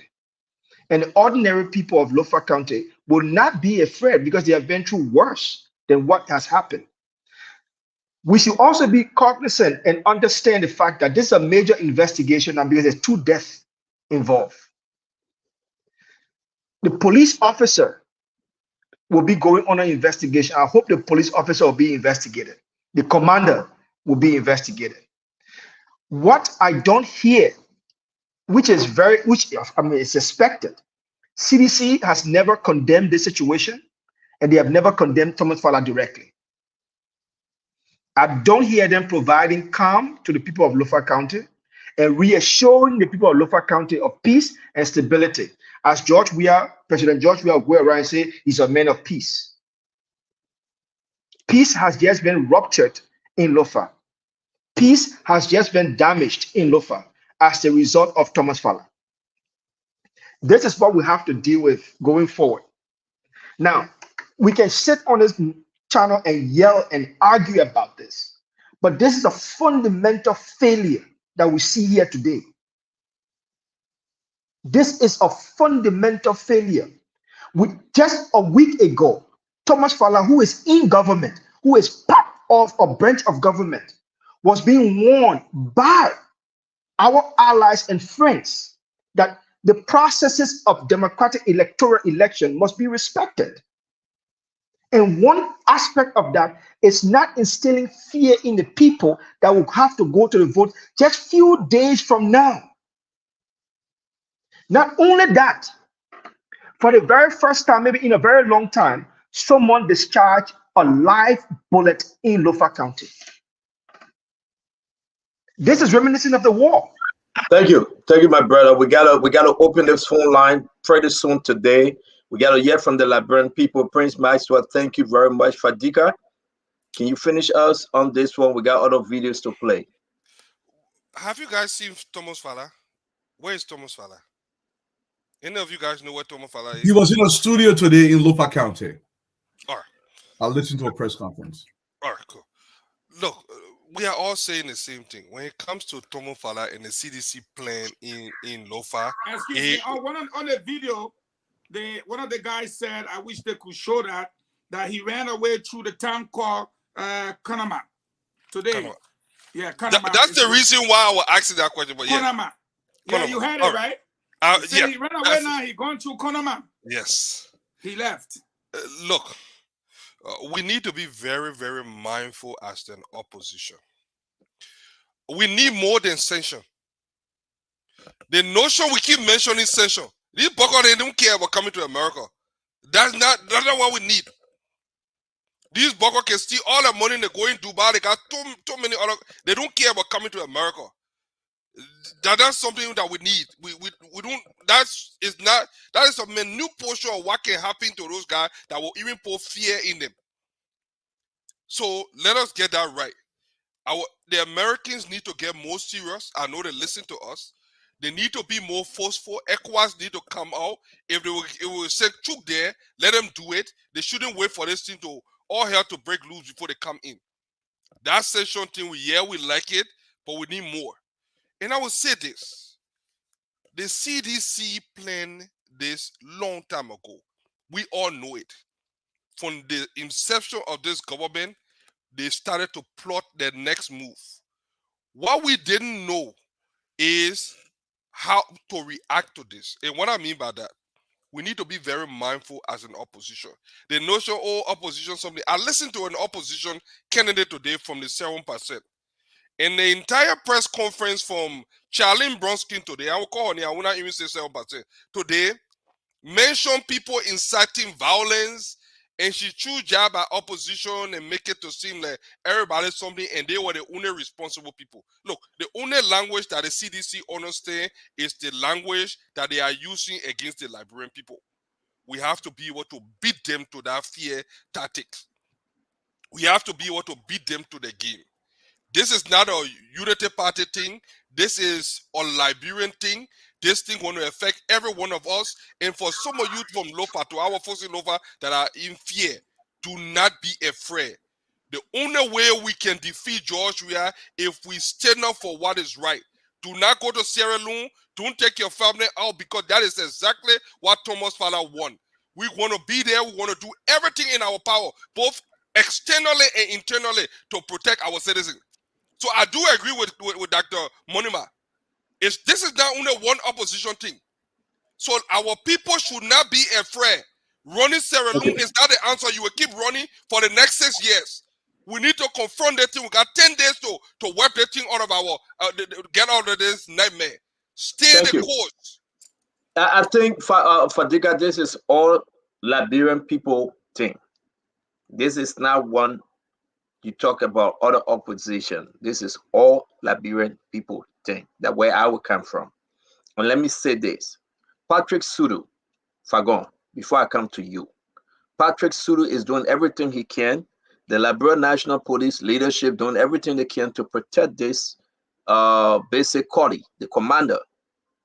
The commander asked him, Thomas Fala took him to Patrick Sudu and said, because of the 2023 operation, I want him to be the commander in Lofa. This is not a secret. Right now, they had a meeting this morning. So you are right. I don't know whether it was you, Eduardo, or who said it. These things were pre-planned. They had a premeditation effect to it. They knew exactly what was happening. Patrick Sudu, this man took his weapon and he fired. Pop! And the next one, someone died. Fagon. And Patrick Sudu doing everything he can tonight to defend Bese Cody. This is wrong. Liberians, the tribal people should come out. Lofa, the people respect the culture and tradition. They should come out. You ask him for who's going to persecute Bese Cody? Who? 10 days, 11 days to election. Who? You ask him, say, I want to bring the man to justice. How many people that killed all the talk? You saw them to justice? This man is working for CDC. This man is Thomas Fala bare ball. This man is Thomas Fala personal security that he can kill at will anytime. And these guys have installed fear in the minds of the Liberian people in Foya. If I'm going to give it back to you, we use Mr. Eduardo Ward. You know, when we sit on these platforms, the thing coming. There's a manager for Radio Tambatekor in Lofa. He wrote on his page, and his name is Josiah Sacre. He wrote on his page yesterday, his official Facebook page, and U.S. investigator will go there, even if they take it down, that, quote, the information reaching out to RTT, which is the radio station, says that Honorable Tifa has allegedly instructed LIS Inspector Falabu to screenshot it and send it to them, put it up. Yeah, I will do that. Let me just finish it quickly. In Guinea and Sierra Leone, from crossing to grace the UP program tomorrow in Foya Statutory District. Details will follow in subsequent times. Why do I believe what I have in my possession? Simple. I saw the immigration officers. The majority of the people you saw in that brown, the immigration officers. I work with the government. I know their uniforms. I know the police uniforms. Those were the immigration officers. And yes, he wrote it, which I will forward to you. This is the kind of problem.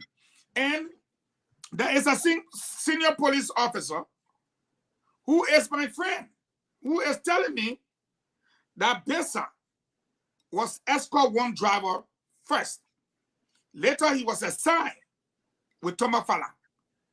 And I had Thomas Fala recommend to the police so that he can be legit to be able to operate as the commander in Foya, taking care of all of Fala business.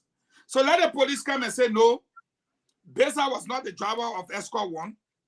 Besa was not assigned to Thomas Fala. And now Besa is the commander. Now, Fadiga, you see the reason why I asked? Why were all the police officers doing in Thomas Fala compound at the time of the incident? I asked that question today. Usually we call police, your car, they beating all, but no, this was not the case. The police, joint security, came from Intoma Falaya. That thing why you're talking about 2 shots, we'll cut the video. They were firing, pow, pow, pow, pow, like you assaulting. Send me the video, Fagon. I want to let the people hear this thing. Because I would say this, Fagon, it's important. Send me that screenshot, send me the video, and let me end with this one. You see, Duaru, before I come to you, I send you 4 video. You only don't play 2. Yes, I played 2 for a reason. These people, they are bad. Look at Besa. Yeah, I will play them off. I go look at Besa Facebook page, right? Let's read what he said here. This is the Besa. Besa Colley, January 5th, 2021. Mama, you did your best to see me reach this level, but the cold hand of death did not allow you to witness this progress I have made. But in all, I said thank to the Lord Almighty for giving me life in good health to reach this level. My appreciation goes to the foreign personalities for their support towards my education. Mr. and Mr. Mose Massa, the Honorable Abraham D. Cody, the late, and his wife, Mistress Kebe B. Cody. Mansorin Cody, the late. Colonel Abraham Kroma, former Director of Police. Honorable Thomas P. Falat, Representative District 5, Musarado County. This commander, as you can see, he's Thomas Falat Hempik. Once upon a time, another page, another story, folks will read it to you. They live with plants, set up, son named Thomas Falat, I think he's a plank. He obeyed his father until he became one of the successful plank setter in the very light. His story started sad and now ending happy. The man, Fagon, as you can see, Dwalu, his job is to protect Thomas Falat, not the people of Lofa. The police station in Foya is in Thomas Falat's yard. Let's look. The issue we're talking about, the officer over there, I don't know whether he understands his role as an officer for an entire county, the commander in our location, but it's in Thomas Falat's yard. Everybody knows this. But Stanton, before I forget this, I want to say this directly to the people of Lofa County. I want you guys to listen to me. Do not allow somebody else to decide the direction of your county. You must be the sole decider of the direction of your county. Do not allow people to take away your democratic rights using fear. You must come out and vote for the direction that you want. It should not be decided by somebody else. Thomas Falat cannot continue to do this. Thomas Falat runs away from Monrovia. After an entire district has rejected him, he realized he can come to Lofa County, throw stolen money around, and then get another seat into Lofa County so he can come back to Monrovia. If Thomas Falat wins out of Lofa County, he's not going to stay in Lofa County. He's going to be living in Monrovia. Everything he's building in Lofa County, it is exactly the money that should have gone to Lofa County. He took your money, using your money to build his own personal property and make it appear as though he's doing something for you. People of Lofa, open your eyeball. The police station is not Thomas Falat's home. Every single one of you guys in Lofa County deserve the same kind of protection that Thomas Falat is getting in Lofa County. This is democracy. Your vote should not be decided by the CDC administration or Thomas Falat or anybody else for that matter. You should decide how you vote. If you are going to vote at 80% across the county, you must not vote 100%. 100%. Vote against this kleptocratic arrangement that is called the CDC. They're doing your children's future. They're destroying your county. You have to vote against them aggressively and remove them from power so you can build a better Foya, a better Vonjima, and a better Lofa County. Do not allow them to scare you away. Stanton, it's all yours, buddy. Thank you, Prince Maxwell. And before we bring you in, let me play this other video very quick. It's important I will play this video, Prince, and then we'll bring you in, my brother, please. So, I mean, she sees this as something very terrible for Foya people, very terrible for the Labram people. So that's why she kept crying since today. I mean, she has been here crying around, crying. Yes, so, I mean, ladies and gentlemen, it's happening here in Foya City. And this is how we sometimes, you know, this is what we experience at times in the field, you know. There are places you go, the tension will be so high, and some are telling me, keep on, give us the life happening there on the ground. But again, my safety matters. But trust me, I'm not going to disappoint you. I'm going to do everything possible to ensure that you get to know exactly what is happening here in Lofa County. You get to know what is happening here. So we will do that. Oh my God. We will do that. So this is a junction. This is the road leading to Tifa's residence. The police have barricaded the place already. The police have barricaded the place. See them? They have barricaded the place already. The entrance to Thomas Fala, they have barricaded the place. So everyone is outside here now. I'm sure waiting. So I don't know if we can talk to more people. Brother, how are you? I'm okay. You want to tell us what you saw happening here today? Today is a very terrible day.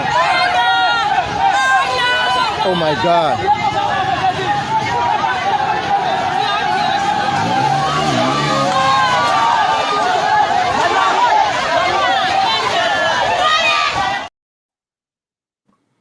Again, folks, we have to take off because again, viewer discretion is advised. Consider us, these are real things that happened today. We are asking you, if you're in Liberia, outside of Liberia, contribute to the show by calling in and giving us the status of your family in Lofa and where you are. Again, a lot of phone calls coming in. We're going to do one more video, one more round, then we're going to open the phone line. Thomas Fala, George Manawia, Jefferson Koji, Patrick Sudu. They created this from the get-go, and the rest of them, Sir Joseph, they all know.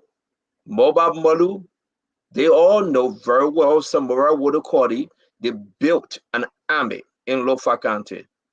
They built an army of child soldiers and grandmoms and grandpa. How can the commander of the Liberia National Police be the son to Thomas Fala? And you expect the people to benefit. But let me hear from Prince and Fadika. Will play the last two videos, then we'll go to the phone line. It would be from my opinion of analyzing this, it would be a disgrace to the nation if Patrick Sudu would come on air to defend the police officer, the commander in Lofa County, without a sound judgment that this is an ongoing investigation and it is his responsibility to step aside until after the investigation.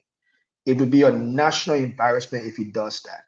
And I think it's a caution to the national police to allow for an investigation into this before they start to jump to even go ahead and start protecting one of their own, because that's what we expect.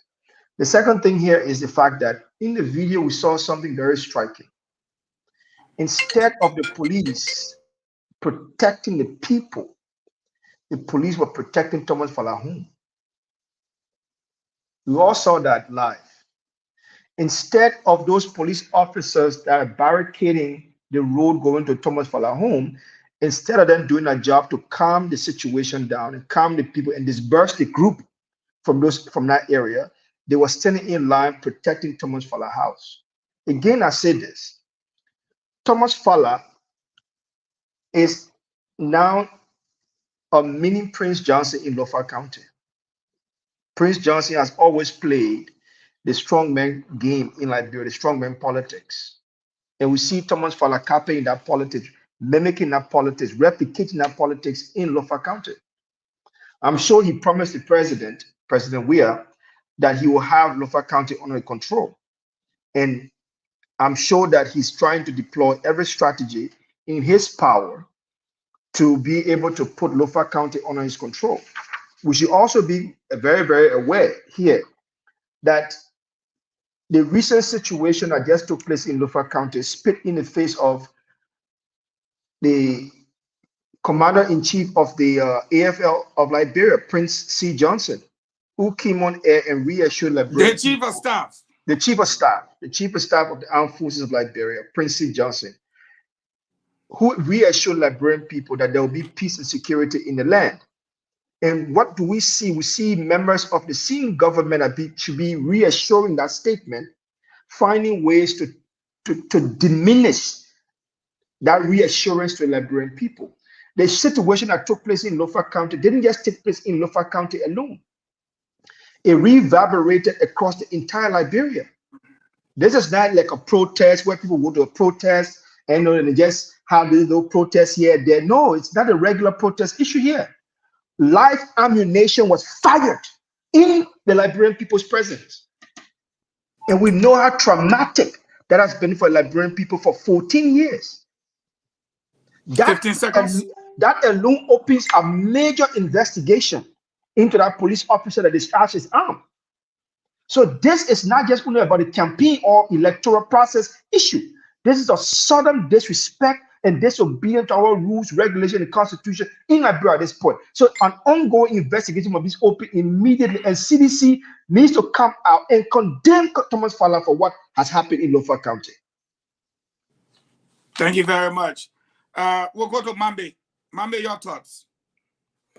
Yeah, this will be my final thought on the issue. We have all, we now, I can see in common English, we now highlight everything that happened, depending on what we look at, link it to Thomas Fala, the history of how they established the militant group, and then we see the militant group in a video protecting Thomas Fala.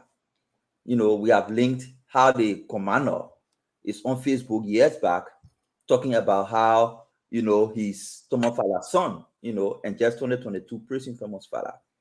So the people of Lofa, like we said from the beginning, we regret the situation. People that die, they had their wife, they would not have the time to make love with their family again. Some of them had their children. They wouldn't have time to kiss their children on the job, to go to school.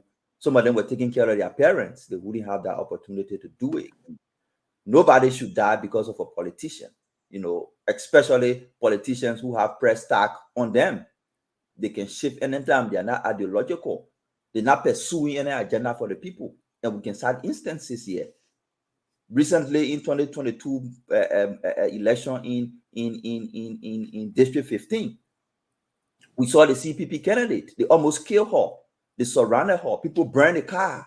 People almost died. People were wounded. The party family people took the case to the police. Once George Weah paid the euros for the car that was destroyed, the case ended right there.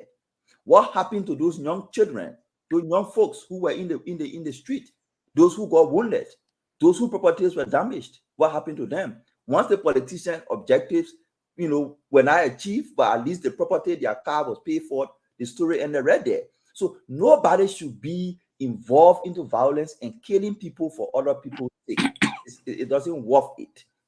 But the use of the police in civilian affair, the use of the army in civilian affair, and the impunity associated with that, people do it, go free, is a long-running history in our country that we need to bring to end. So I'm concluding my statement on the solution mechanism.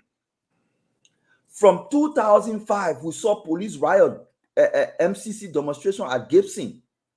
The state used police officers to fire live bullets against students. We saw that under President Sirleaf. We saw how the army was used to kill Shaki Kamara in West Point. We saw several police violence. 30 seconds. Yes. The use of the police and the army by the state to infiltrate violence on people has been a long-running history. The role of citizens to be violent is because of a long-running impunity. People do things to go scot-free. The way to bring that to end is to have a government that ensures the rule of law. We don't want to campaign on people's death to say, oh, because of they vote for the person. No, we don't want to campaign on people's death. But we want to send a message to Liberians. When you look into the future, look for leaders who will instill rule of law, who will ensure when people do things, they bear the penalty for it. That's the way these violence will end and you can live a peaceful life in your country. Otherwise, you will keep seeing these things happening over and over and again. Thank you. I'll go to Dwalu for his final thought on this issue. No, Dwalu Then done we'll that come too. to. I already spoke. What's his name? Oh yeah, okay. Fadiga. Man, you already start hitting me. You confused with it fight already? No. I'm just messing with you, about man. it is that you and Prince Maxwell wearing the same headphones, so I get. So it kind of confusing you. All right, no problem. But I want to break this news. We have been reliably informed from our source in Washington, D.C., that the U.S. government have been notified that Thomas Fala is the ringleader and the perpetrator of this act. Just so we can put it out there. It has been communicated in Washington. I'll say that. But let me say this. George, we are leaving the biggest elephant in the room out. George Weah is the main culprit. Remember when President Weah was in Lofa a few days, he said he's from Lofa and he believes that he's a Gisi man because he appointed Finda and then Thomas Fala. And Koji. And Koji.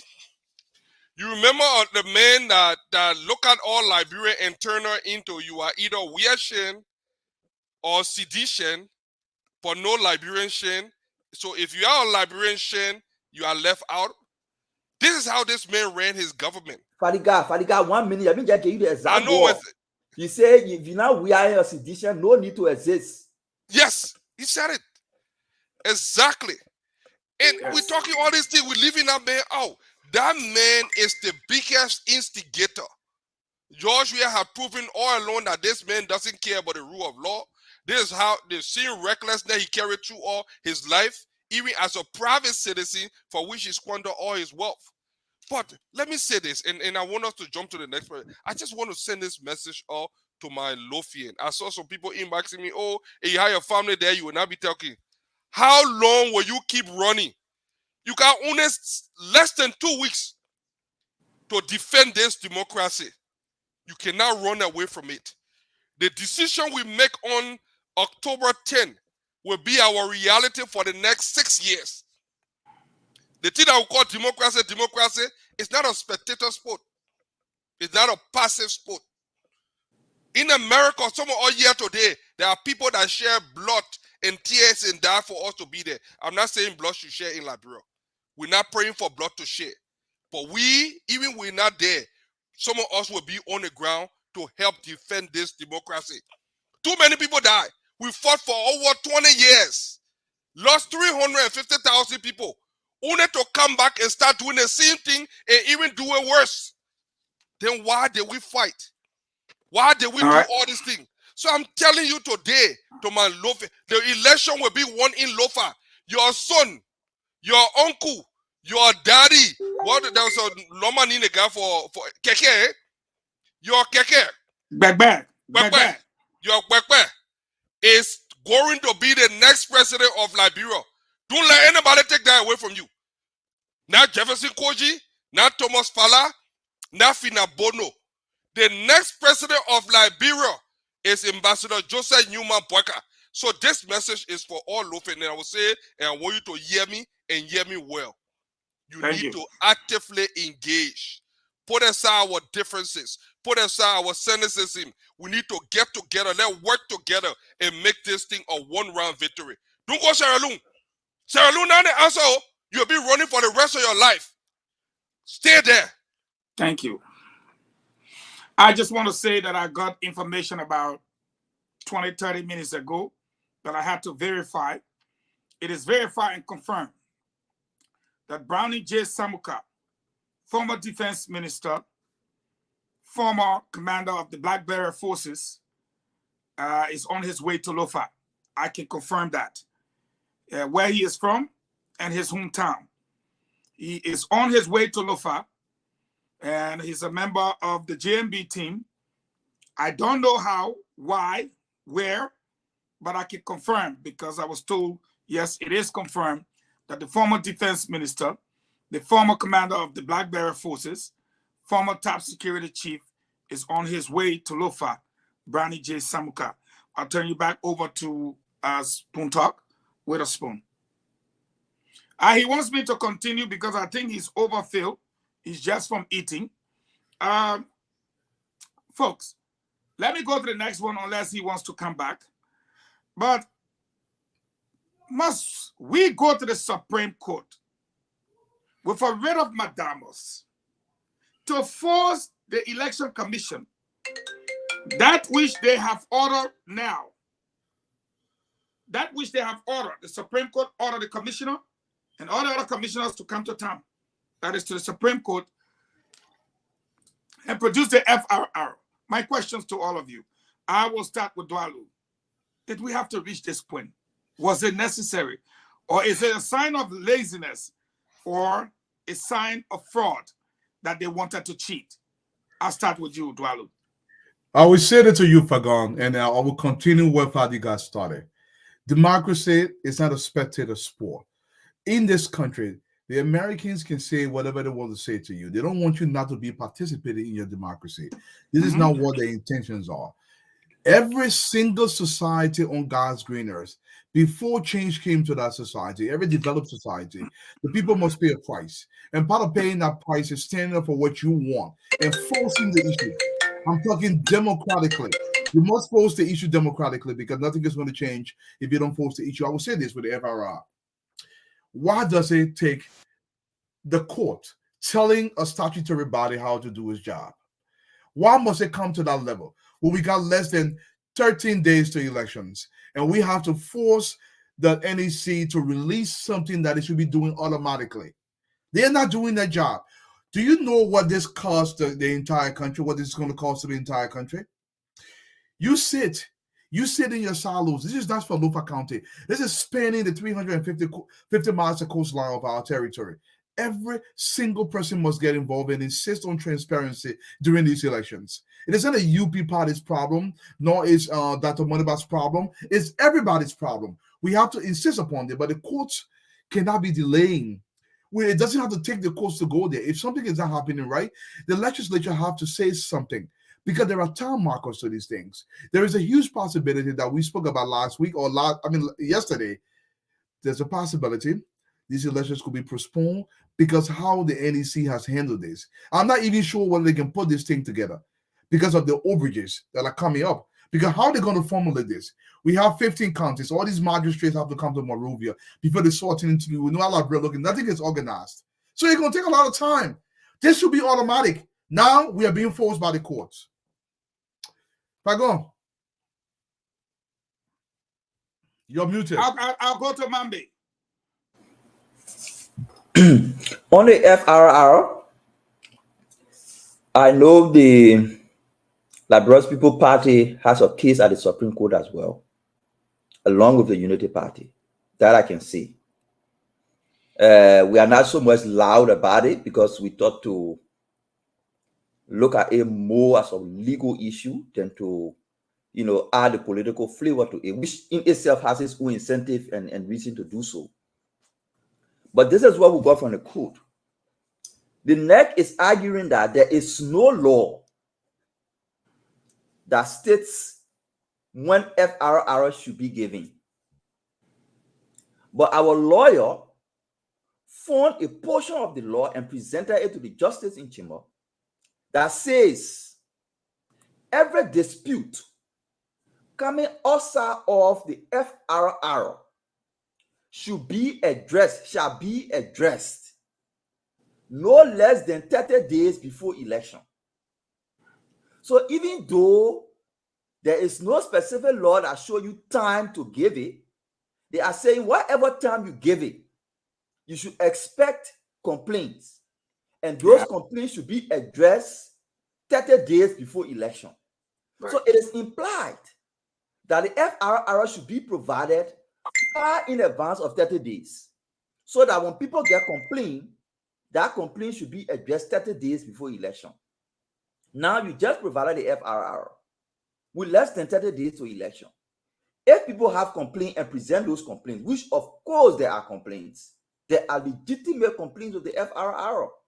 Numbers are increasing in places that they should not be increasing. How can you address those concerns in accordance with the law that says the concerns should be addressed within 30 days before election? So yes, there are possibilities where the election can be postponed to ensure its integrity.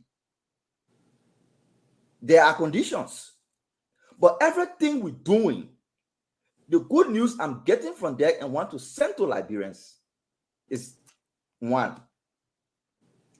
The plan of the CDC to play on the minds of Liberians and use the mind game, the sophistication in the opposition detected it. It started first, if you don't forget, it started first with a poll in one newspaper. It was the front page. There was a poll. That's where it started. That poll was intended to make a presidential candidate to appear as the most formidable opposition presidential candidate. Yes. So in the minds of the people, they can start to see him like that. Right. So just in case anything happens, psychologically, you have already known that this man is popular based on the poll. But in less than 24 hours, I don't know about other people, I saw Fagon dismissing the entire poll and showing how it was not credible. I'm saying this to say that our people should know that we have their back. Every step along the way to create problem in this election, we have the capacity to detect it. We have the capacity to prevent it. The only thing we want from them, show up and vote. And like I said before, vote not for another agenda. Vote for a better Liberia's agenda. And it is the agenda like Councillor Gonglos is pushing, and we encourage you to see reason, especially you who have not made your decision and stay on the fence. Come and vote for a better Liberia agenda, not just another political party's agenda. But yes, they want to cheat, and the good news is we get the capacity to detect it along the way. They started with the polls in the newspaper. Fagon and other people detected it. They go to poll washings. They go to voter roll. We have identified it. We will continue to do so until credible results are out. Thank you very much. And the fact that I allow you to call Gongloni 2 times, I will take it to Prince. Prince, you are free today. He started it. Take it over. Look. I cannot even say.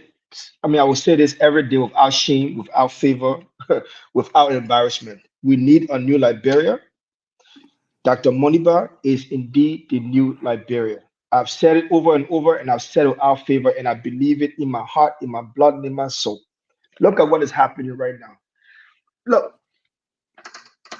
Amla, you're absolutely right.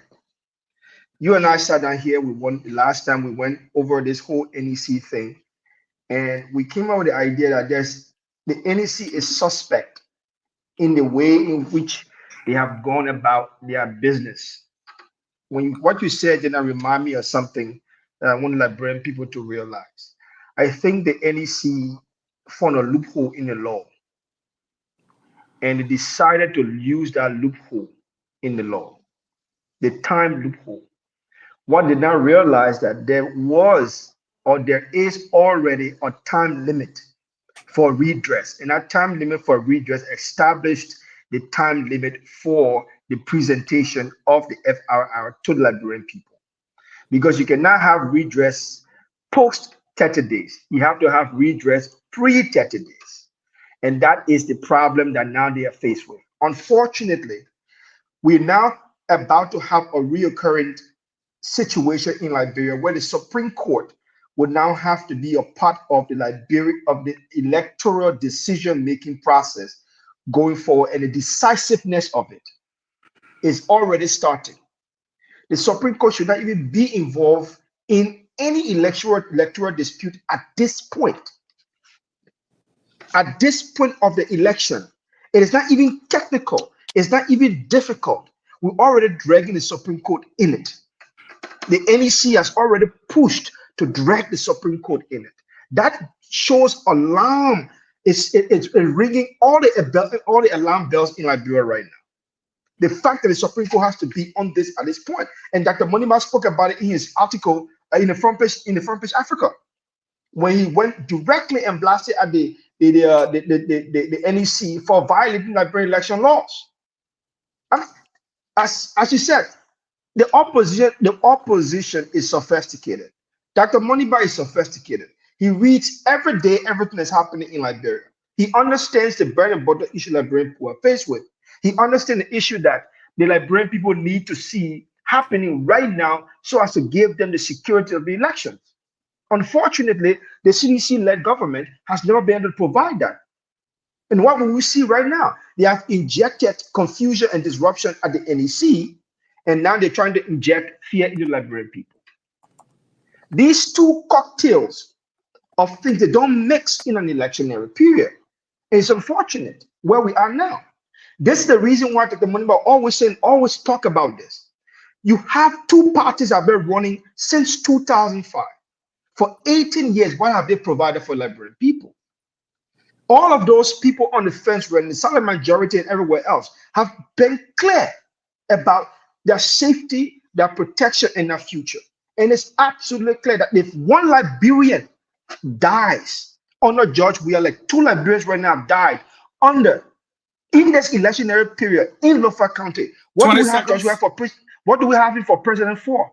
No Liberian should be dying under a president for something like this. These are preventable cases, but people are dying, and this cannot be the president will walk back into the executive mansion past October 10th. It's forbidden for us to do that. We have to think that the money back going forward. Thank you. And I must announce to the Liberian people that 30 minutes ago, I'm looking right on the Liberian National Police page. They issue a statement. These are some of the condemnation I have made before I go to Don Fadiga. The thing happened since this morning. The time in Monrovia now is almost 10:30 at night. That 10 o'clock you put a press release to tell the people to desist from violence. You are sending a joint security team to investigate, yada, yada, yada. And I have to even get a free announcement. It's crazy. I'll go to Don Fadiga and I'll turn you over to Stanton. Don Hussein. Fagon, we've been beating on this government, but I want us that one change to come to Liberia to be truthful to ourselves. A few days ago, I said... You are very low. Oh, can you hear me? Let me know that I got to change it here. Can you hear me? Can you hear me now? All right. Few days ago, I said that I see the same precedent that was set in 2017 happening. Everything that happened here remind me of 2017 and nobody. When you look at the NEC rule, there isn't any real law. The NEC has a rule, and each one of those rules from section 6.0 all the way to 6.3, they did not say the NEC should. 16.6 said, and the NEC may provide stakeholders with electronic copy of the FRR rule in a secure form. And what did the Supreme Court say in 2017? Look, right now, anything we take before to prove malicious intent is something that the Unity Party could not do in 2017. That the NEC sat down, planned to rig the election, and did everything to rig it and manipulated some number in the background that would have overturned the election. George, we have made several attempts years ago to rig this election. It started with the census. Nobody said anything. We sat down there as opposition and we witnessed George, we are carrying all this thing. The next thing they started to do was the manipulation of the voter registration process. We did not say anything. We delay. Oh, let me patient. Let you wait small. We want well. Let you wait small. Now let you wait small. Got less than 10 days to the election, and we know that it is practically impossible to use the same biometric means to verify those things. So when are we going to match the face to each number, match fingerprint to each number, clean up almost 2 million people before we have election, which boils all down to our failure as an opposition. How can we correct this with barely 2 weeks to the election? We need to mend those polls. I still see problem because these guys have already created a room that will invalidate several votes. Except the only place I found solace and you guys can correct me if I'm wrong, except where we're going to be marching the vote that will be tabulated on election day. But if we leave from that polling station and have to go verify vote in at net office, we lost the election. Except where we're going to be manually counting. You go vote, we manually count, and our result become final. If anything have to do with NEC office, we are done. So I hope we're getting that right. That's the only way, because we can mend our polling station all we want. If those guys want to come from in there and say Peter and me match the other no more and start to invalidate votes, we're going to have problem. If they start to stop people from voting because the name is not on the roll, a final roll, it's going to be problem. So let us make that very clear right now. Because George, we are only pathway to winning this election is to rig it. And we should not, and we must not allow that to happen. I'll stand back over to you to stand. It's over to Stanton now. Wait. Stanton, you are muted. Yeah, because I got to bring in, thank you very much, Fagon. I got to bring in Mo Ali. Before I bring in Mo Ali, this information came out today about the election.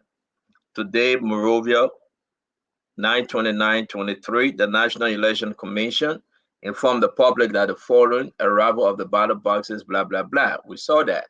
Now, we have other information that the justice in chamber, I believe that's the Chief Justice herself, or maybe the justice in chamber, called for a very emergency meeting, emergency hearing tomorrow. I will bring Mo Ali to expand on this and better explain it to the Liberian people.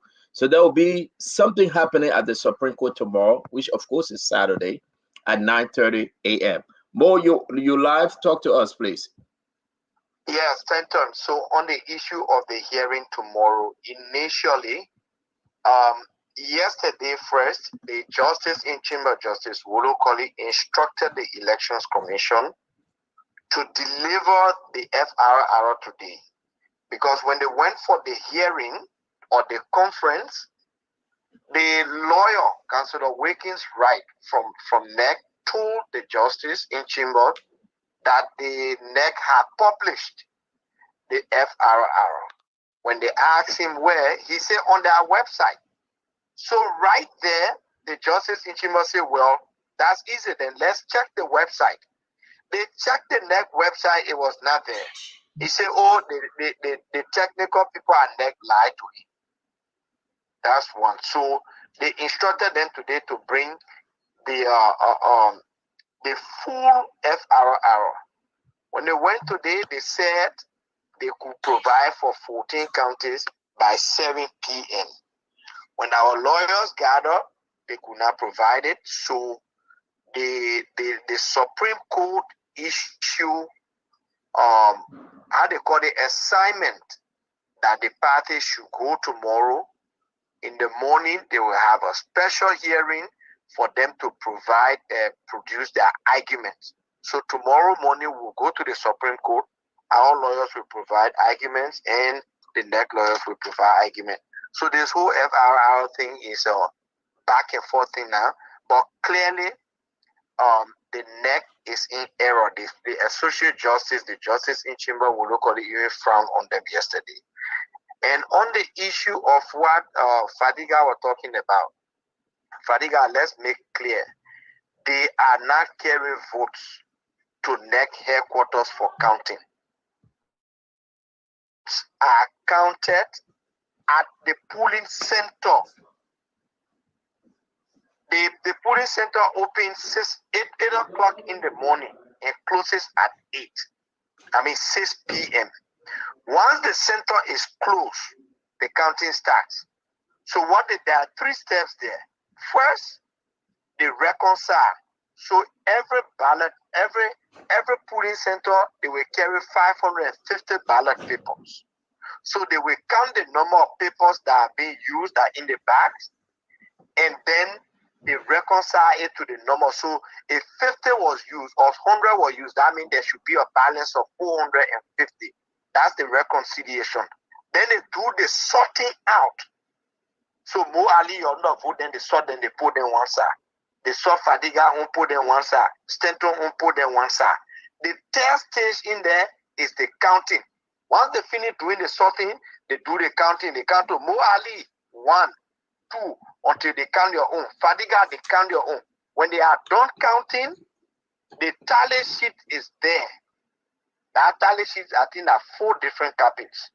They record the numbers on the tally sheets. That's why your poll watchers should be there.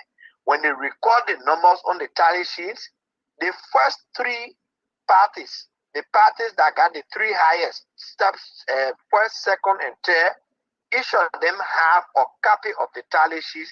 They sign the tally sheets. When they give you that tally sheet, that signed copy also, NEC has one they put into the ballot box. The other one is posted outside for everybody to view. So nobody is carrying any number to NEC headquarters. The next phase in that is the ballot boxes will be transported once the counting is completed everywhere. They will seal those ballot boxes. The other important part why your poll watcher should be there is that the seal number that they are locking that ballot box with, every poll watcher there should take that seal number. When they transport the ballot boxes to the headquarters at the county, where the tallying will be done at the county level, your poll watchers are supposed to be there again, or observers. The observers will go and look at the seal number, the seal on the ballot box. They will compare it to what your poll watcher copy. Once the seal number corresponds, it means that, and because no 2 seals can have the same number. So Mo, I know you will come on. We will explain this better. You will come on. We have something to show the Liberian people for you to better explain it. But allow me to ask you a question. So what time tomorrow at the Supreme Court?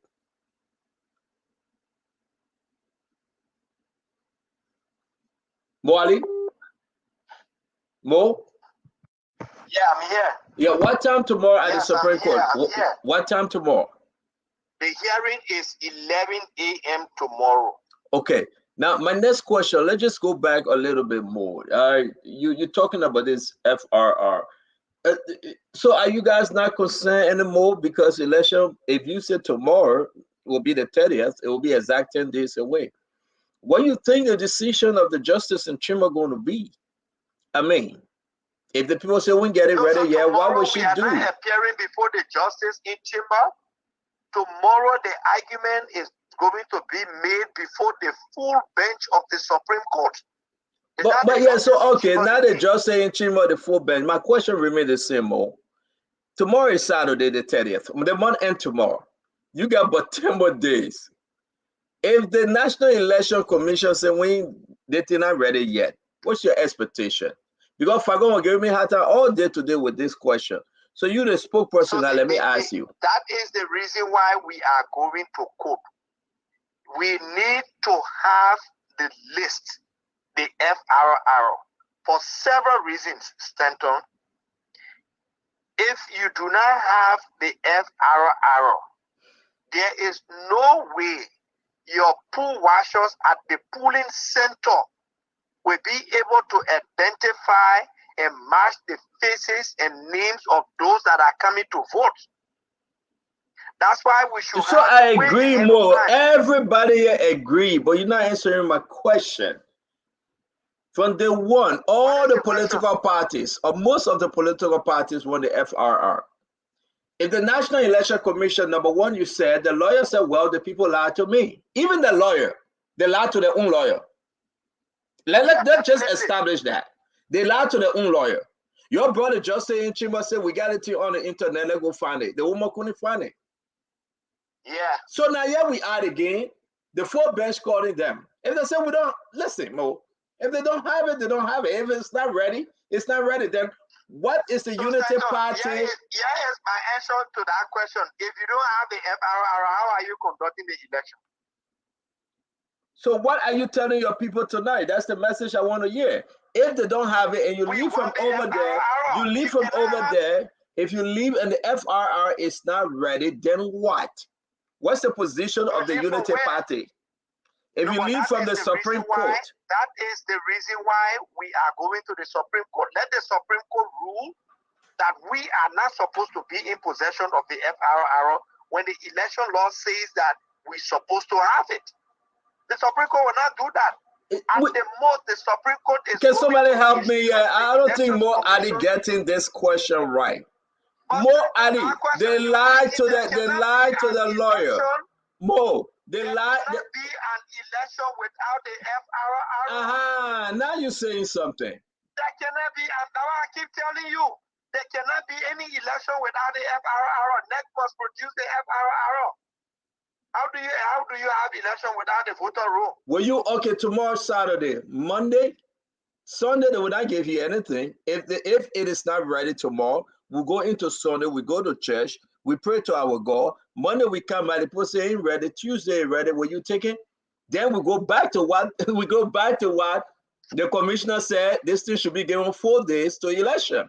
Because by Tuesday we are talking about 4 days to election. Am I correct?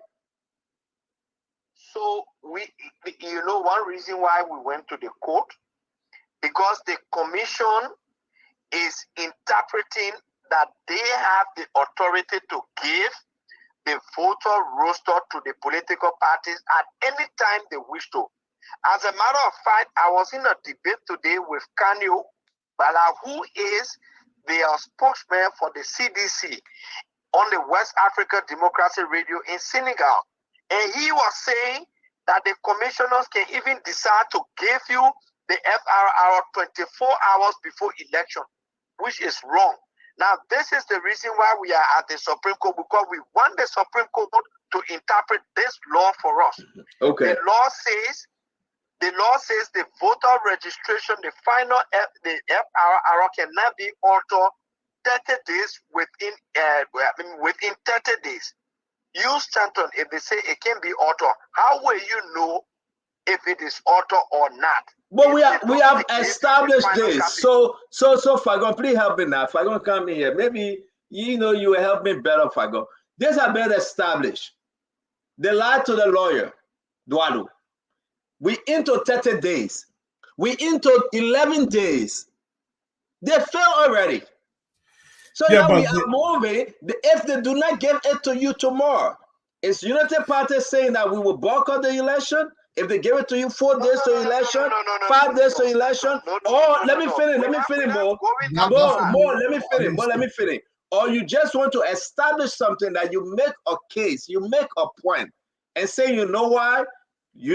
National Election Commission lied to the Liberian people, they failed the Liberian people, so therefore we took them to court. The people are already guilty. Let me tell you why we are doing all of these things. We are documenting events leading up to the elections. You know why? Okay. In 2017, when the Supreme Court ruled, during the argument, one of the points of the justices of the Supreme Court was that you knew all of these things were happening. Why didn't you come to the court? Why did you sit there and allow everything to happen and you want to run to the court now to overturn the result? Okay. Yes. So we took cue from those statements by the Supreme Court in 2017.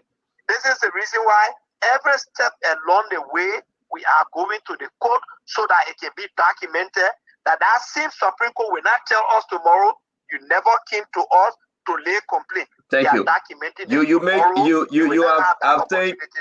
think you satisfy the reason why you're going to the Supreme Court. You satisfy that. Fagon, let's come to you. Thank you, Mo Ali. Thank you very much. If we fall short, we'll come back to you. Thank you. Fagon, let's wrap this thing up now. We got to go to the phone line. Let's start with you. Wait. I always get juicy thing for you. You go to the phone line.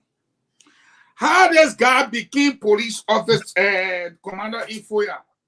In front of Thomas Farah, when they said they wanted a CDC man to hold a gun, a deputy will be the gun, they get a reason, all right, I come and send to you. Yeah, in that Thomas Farah. No, I come and send you video. Me and you don't get talk with picture. That he and Thomas Farah. I come and send you video. When you play that video, then I will turn around and send you all the main posts, not all, I will just get you 6. I beg you, Papa. I will get you 6. Don't worry. I just sent a video. Play that one before you let the people call. When the people call, you'll see what will happen. Yeah, but you gotta wait. I gotta download it. You pay your umpa, your pressure will go up every day because No, my brother, go wait, let me download the thing first. I'll send it 7 to you because you're a nice boy. I will send you 7. You send me 7 video? No, I'm sending you 1 video. When you listen to it, you get first. Then I will send you 7 of the commander posts, Besa posts. I believe Besa should be EJ by now. Do I look at you be laughing? Let me announce though, Besa Koli is in the custody of the immigration right now. We get announced he's in immigration custody. Yeah, all right. He's accused of shooting. Yeah, he's in immigration. You see, Besa Koli, the commander, is in the custody of the immigration, Liberia immigration. So again, immigration arresting police now. No, he's in their custody, and that was my question to the guy. The guy said, "Listen, there are not many. We cannot turn him over to the police that there because he was their commander, and therefore they have to turn him over to the immigration." But Fagon, security operation. Yeah, you go ahead. Let me go ahead and download these things real quick, or somebody else can come in to wrap up. Okay, you sent me a lot. Stanton says something about the National Electoral Commission failing because they don't meet the schedule. They did not fail. This is the execution of the strategy that they had to begin with. So the delays are intentional. When Derrietta Brown Lasana and the rest of the commissioner went to the national legislature, the people promised on the 18th of September. I don't know if I remember that. They said the 18th of September. In fact, they saw on the Bible and said, we'll bring it by the 18th of September. I don't think it was quite 30 days, but it was sufficient time to be able to make some verifications. The delays are intentional. Because immediately after that, it was when the guy called on the show again to say he would give it on Tuesday. Thank you. That was Stanton friend, and Mambe said he likes the guy. The guy said that Tuesday will be the latest. Yes. In Liberia, there's a term for it. They call it VLA. You know, let me translate VLA for you today. Allah to your O plus. Because we know how to spell all that thing. We call it VLA. They did that intentionally, Stanton, because Derrietta Brown Lasana understand we don't have institutions to hold them to account. The courts are not as strong as they expect the courts to be. Liberians do not take the democracy seriously.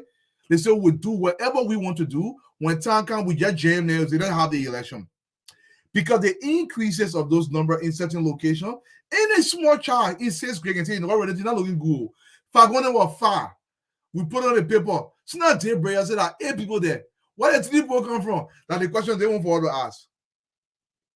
And let me give it back to my brother Maxwell. And Maxwell, at the end of the day, it is Boakai over everybody else. No more about today. And the funny thing about it, they said when they answered the question, she said, "Let me go take a look at it. Tomorrow I'll get back to you." Tomorrow, now 10 to 4 days, they will get back to us, Mambe, to tell us what led to the increase. She was asked. She said, "Let me take a look. I will come back." Up to now, the woman cannot come back. Look, I would say to Liberian people, as Dwalo said correctly, the election commission had a preemptive understanding. So guys, again, I will interrupt my brother Prince. We get this breaking news that the Unity Party have received the FRR document for 14 counties. Unity Party, and I believe all the political parties that desire to have it, as of today, 6:45 p.m., the Eastern United States time, that will be 10:45 p.m. Liberian time. They have received 14 county FRR. The only county that they have not received yet is Montserrado County. They have not received Montserrado County yet, and probably they will do so. We cannot speculate, but we can confirm, and I will call Mo Ali to confirm this. Information reaching us that Unity Party have received the FRR for 14 counties. 14. All of the county but Montserrado County. All of the county but Montserrado County. And I understand, Montserrado have the largest amount of registered voters. And plus 10,000. Yeah, Fagon, you're going to go through this. Guys, you're going to come in. Give me the chance of the technical team from Montserrado, from Unity Party, saying they have received the FRR, the voter registration roll, for 14 counties, excluding Montserrado. So let me call Mo Ali. He's the spokesperson. and he can confirm my report or he can deny my report. Mr. Spokesperson Muhammad Ali, again, is my information right? You guys received the FRR for 14 county excluding Montserrado? Yes, our technical team headed by Tonola Vapila, Honorable Tonola Vapila, has confirmed this evening that they received the FRR for 14 counties in the presence of Commissioner Ducle and the political officer of the NEC. They have promised that they will provide Montserrado Monday morning or early Tuesday. Also, we have filed a complaint with the NEC. They have said that they will not puncture the cards when people vote like they usually do, so that it be clear that this card has been used to vote.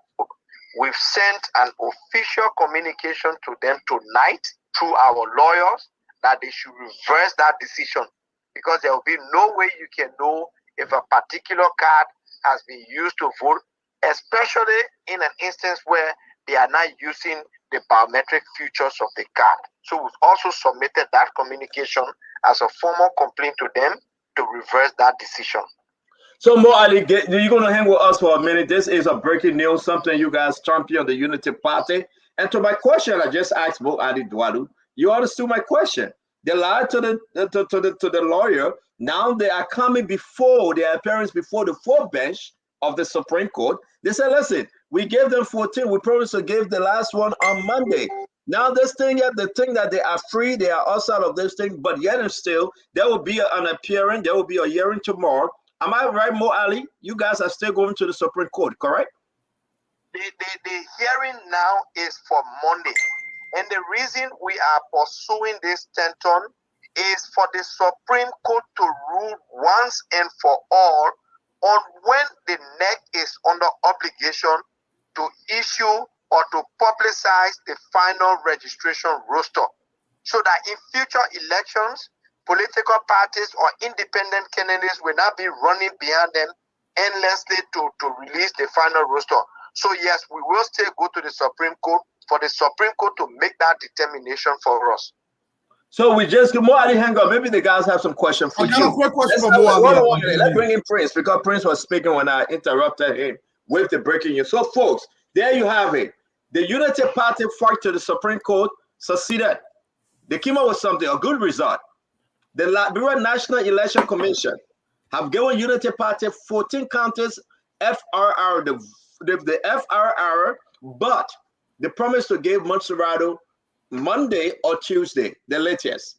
Okay, it is important. It is important for you to understand, when we beat on David Eto Brian Lasana, when we beat on Isaac Zahn and the rest of the commissioners, because of a good fight, now it is confirmed they are giving up the FFR within the limited time.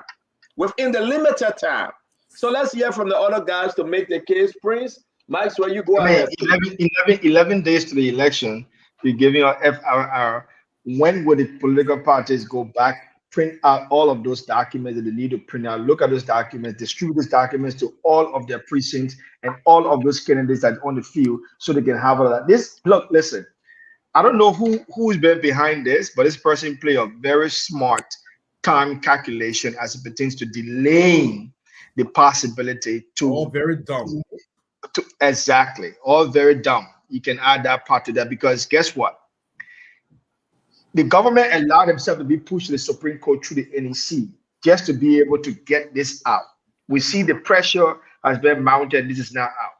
We know fully well that we in the opposition, we are very astute in doing the things we need to do. I don't care what CDC tried to do through the NEC, it's not going to work, because it's simple. Every political party that be getting their hands on that document will be going at full speed to make sure they get it to every precinct and every candidate they have out there.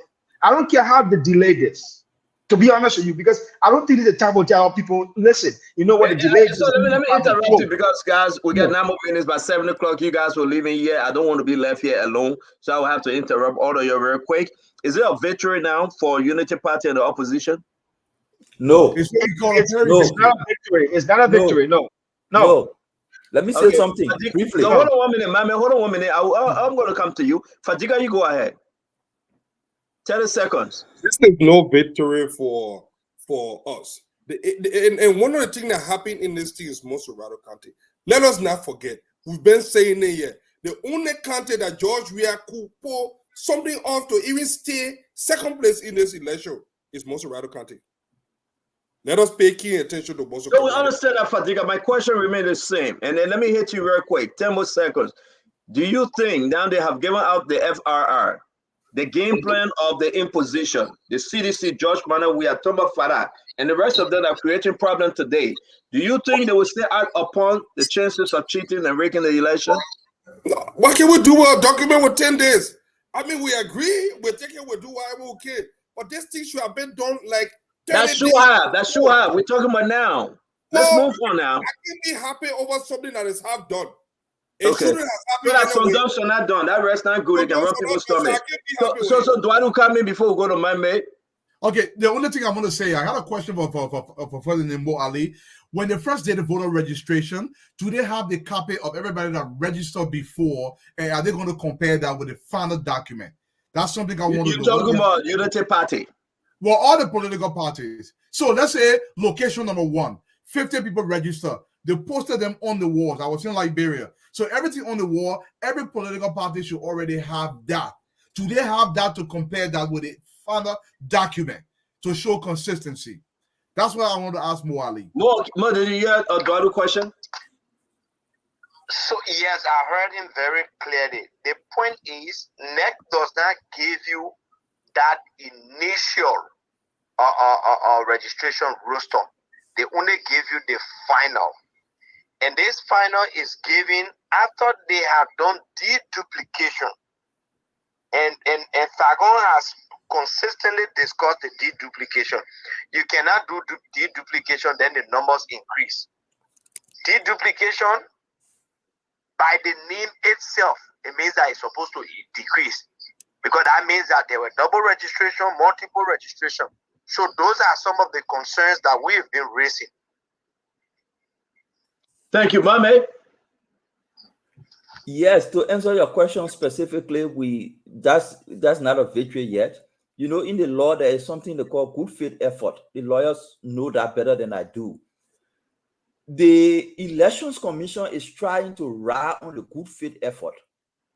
They know that they are going to court on Monday, so they release something to you today. So when they get to the court on Monday, they can argue that we made good faith effort. And then the judges sitting there can say, okay, yeah, they made good faith effort. So we should be keen about that.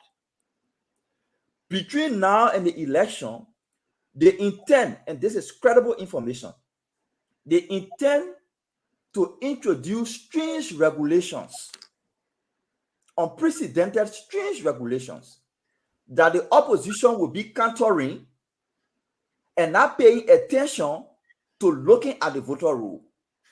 But Meme, the Supreme Court Justice, Siane, you already spoke again that you cannot introduce any strange regulation. She would not fall for it. She's already written. She already said that. She's ruled on that already. But you listen to Mo. Mo is saying that they have just introduced a strange regulation that they wouldn't puncture the voter registration card. I am saying there will be 3 additional, at least that I'm informed of, 3 additional strange regulations that the opposition will have to respond to. So my statement to the opposition, and we're talking our party end, is 10 days is short, but a whole lot can be done. And the strategy is focus on high-risk counties and start to ensure that those voter rules are credible. Is that not who you right there? That's why they should have given Montserrado first. That's why they should have given Montserrado first. You see my problem right there? You gave me River G. You gave me River Set. I can take one night to finish River G, less than somewhat 100,000. But you go keep 900 to 1 million register for. I mean, this is concerning, folks. This is not right. Oh, so they left Montserrado out. They left Montserrado out. No, listen. Montserrado out. Because if we can leave Montserrado out, then something is happening. George Mann, we are still telling them we can squeeze in a couple of votes because we need to win Montserrado. We have a strategy. Win Montserrado. We have a strategy at play. There will be no way John Madden will win Lofa. There will be no way John Madden will win Nimba. No one way, not tinkling, nothing. You get John Madden will get nonsense somewhere else. You get So the issue is that they are holding Monserrato for some manipulation. And I don't think Unity Party should rest. You get a chance between now and Monday evening to see what will come out of the initial review of the photo roll. Something will happen between now and Tuesday, I can assure you. Exactly. Something will come out. The opposition will say something, and the NEC will respond in a way that it will cause more problems. Mo is on another call. What kind of guy is so? Look, listen, stand up. Let's get this clear. Right quick. I beg you, because if you start that thing, you're bringing that to motorbike and we don't get from yet. Stand up. Let's get this clear. Stand up. Let's respect this process. Let respect this process. Hold on, I'm pretty. I have the right to speak of Dr. Moniba on the show. I have the right to. You guys have to stop saying that. All right? You're speaking about Jeff Wagner every day on the show here. Get ready to do that. Dr. Moniba is incredible anyway. He didn't play for 2 weeks now. So now you shift the arguments, so they complete different again. So I don't know how you guys are going to go about this, but I'm about to say to you. Hold on, Prince. I'm begging you. Mo Ali, are you with us? Oh, sorry, Mo Ali. Sorry, you're in the earpiece. My concern, Mo. Let me ask you a question though. Going back to what Duadu said, it's important, but you just brush it off.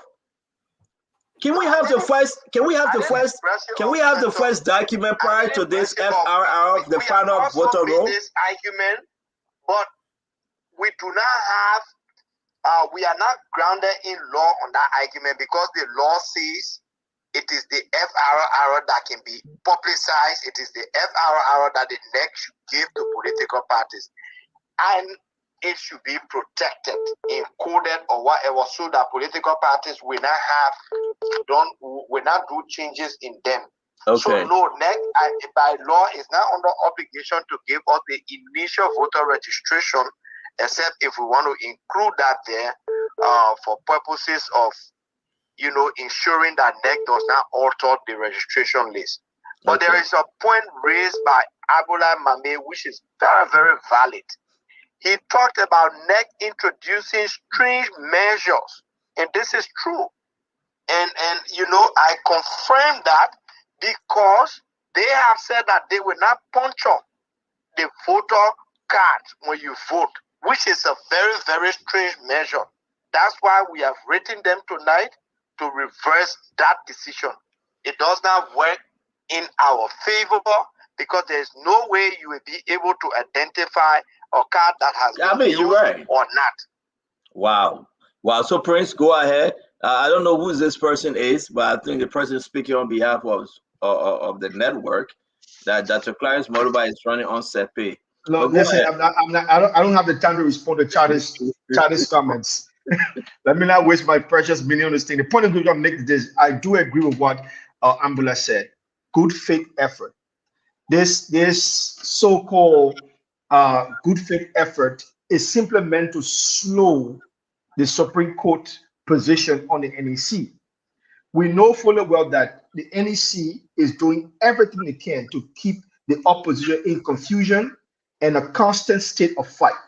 As long as the opposition is in confusion and a constant state of fight, they can focus on the strategy they actually need to get President Weah out of office. And the NEC is definitely in that position of aiding and abetting the CDC right now in this case. What we need to do is clear. We need to remain as focused as possible with a bird's eye view on everything that we need to bring to bear to move the needle on this election. Because the NEC is never going to be a fair play referee. They don't have that armband. They don't have that. They really do not have that. Thank you. Mo Ali, before we let you go, I'm very concerned, and I will say this to you, that if we do not go back to the old document, like Duadu said, there's something just not smelling right. Something is staying. If you cannot compare what they are giving you now, because a lot of people doubting the FFR that you guys received today, that it need to be compared to the first round of, you get what I'm saying? I think Fadiga Fagon spoke on these things. Bring all of the document, let's see, because we cannot trust you guys no more. Yeah, definitely, Stanton. I agree with that argument. And that is the reason why the NEC is supposed to work with political parties every step along the way in the electoral process. In fact, that is the reason why they have the interpolitical parties coordinating or committee that meets with the NEC almost every week. These things are intended, these measures that we want, they are all intended to clear out doubts from the electoral processes. Now, when we talk about the credibility of the elections, it doesn't just happen on election day. These are things that happen, events that happen that lead to elections not being credible. The voter registration is one of the key components of the election process. When it has problems, like it did in 2017, then there are grounds to doubt the credibility of the electoral process. And I agree with everyone in studio tonight. We need to have all of these things to compare them. Or else, how do you know in fact that there are changes made to the roster and why those changes were made? For example, the initial roster they released, Moserado's number was around 890 something thousand. They came back after deduplication, they increased it to 900,000 plus. We are still asking them where you got that number from. The second thing is they told us that there were about 500 persons who were underage and registered. They should have dropped that name from there. Up to this time, they've not dropped that name from the list, or there is no confirmation that they've dropped those names from the list. These are issues. Also, there are people who registered multiple times. There is also no information or no confirmation that they've cleared the multiple registration from the list. And those are some of the reasons why we have been asking for the FRR long before time, because we wanted to run it through our software to determine as to whether there were multiple registrations still existing in the FRR. NEC delayed that until up to this time. Howbeit, we are going to do our best. But like I said, before I drop off, we will go to the Supreme Court on Monday so that the court can decide once and for all when is the NEC under obligation to publish the FRR. Thank you very much. Thank you very much. Thank you very much. That's the voice of the spokesperson, Moadi. Let's wrap this thing up, please. Let's wrap it up. But I want to say this very quickly. The issue of election interference is not just restricted to violence. I just want to read very quickly. It will take me less than 1 minute. What the Americans said as it relates to what the NEC's action are actually tantamount to the election violence. It says, on this policy, the United States will pursue visa restriction for those believed to be responsible for or complicit in undermining democracy in Liberia, including through manipulation or rigging of the electoral process, use of violence to prevent people from exercising the right to freedom of association and peaceful assembly, use of measures designed to prevent political parties, voters, civil service, civil society, or media from disseminating their views or engaging in any other action. So it's a whole bunch of stuff. So what's the NEC is doing is actually tantamount to that. It's not just violence. It's actions that may possibly bring about violence or other actions that will make the democratic process not go in accordance with what the Constitution requires. So the NEC has to pay attention. You cannot intentionally delay these elections and expect to get the same results that people are looking for. These delays are calculated, they're intentional, and I think the NEC know what they're doing. Meme, I think you're muted, brother. You're muted. Yeah, so thank you. To conclude, I wanted to follow the same line you concluded with regarding the U.S. government's position.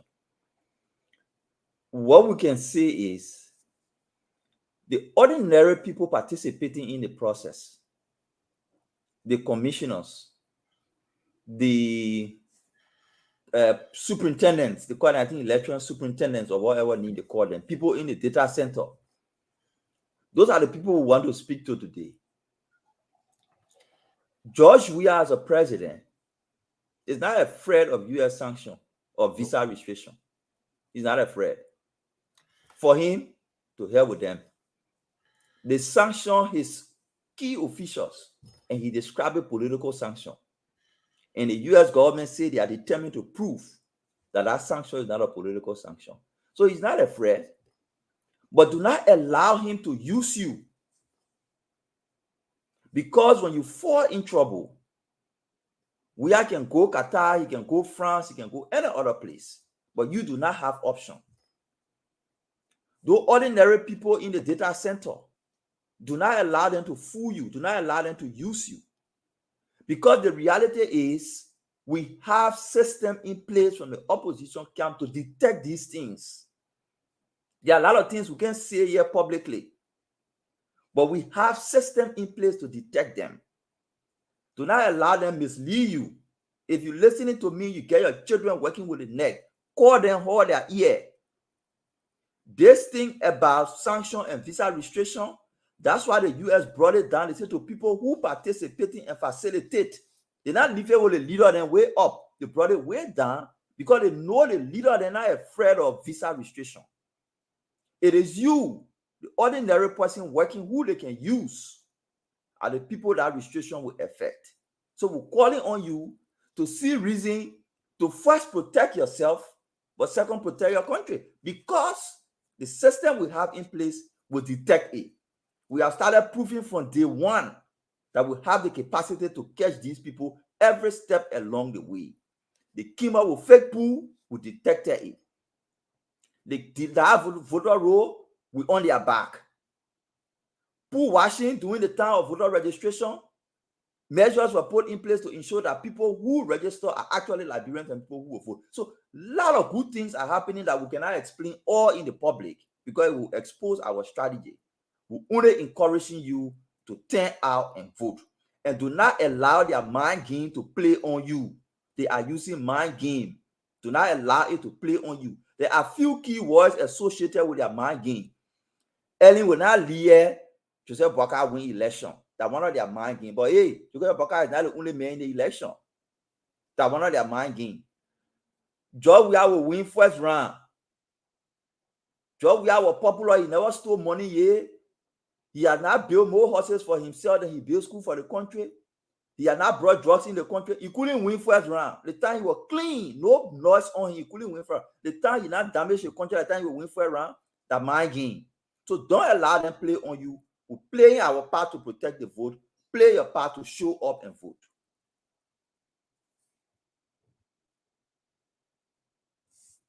Okay. Yes, thank you. Maxwell, did you close up? Because we're about to go. It's 7:10. No. I'm Go ahead, closing up Maxwell. now.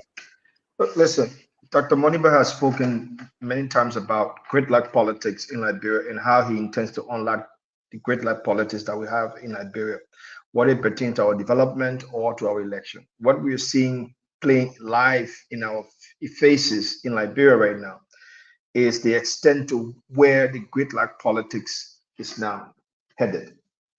I will say this, Dr. Moniba has been all over Liberia. He's spoken to many, many young people in the country. He's seeing the damaged economic and social issues that the young people are now faced with. There's only 11 days to the election. And the young people in Liberia are very worried about the future. And very soon they'll be going to the polls to vote, whether the CDC-led government try to instill fear or not. Simply because the young people of Liberia are not afraid. They have seen a lot, they have a leader, and they are determined enough to get to the polls to vote. And as the result of that, those young people that are also working in NEC, as Mami said rightly, I don't think that they will undermine their integrity and fuel their future simply because CDC is threatening them or trying to coerce them. There's so much for them to lose. There are so many young people that have left this government, and there are so many young people that will not come back to this government, even in the last days that they have to still be in office. The issue with Thomas Fala in Lofa, we see how sad it is, and we caution and will promote and motivate the Lofa people to go to the polls to vote and not be afraid. Dr. Moniba has said he's behind you guys, and he's never going to give up. So right now, I would just simply say, have courage, go out there and vote for the party you want, but vote Dr. Moniba Number Tighting, because he's definitely the person that's going to lead you to the future that you're looking for. Thank you.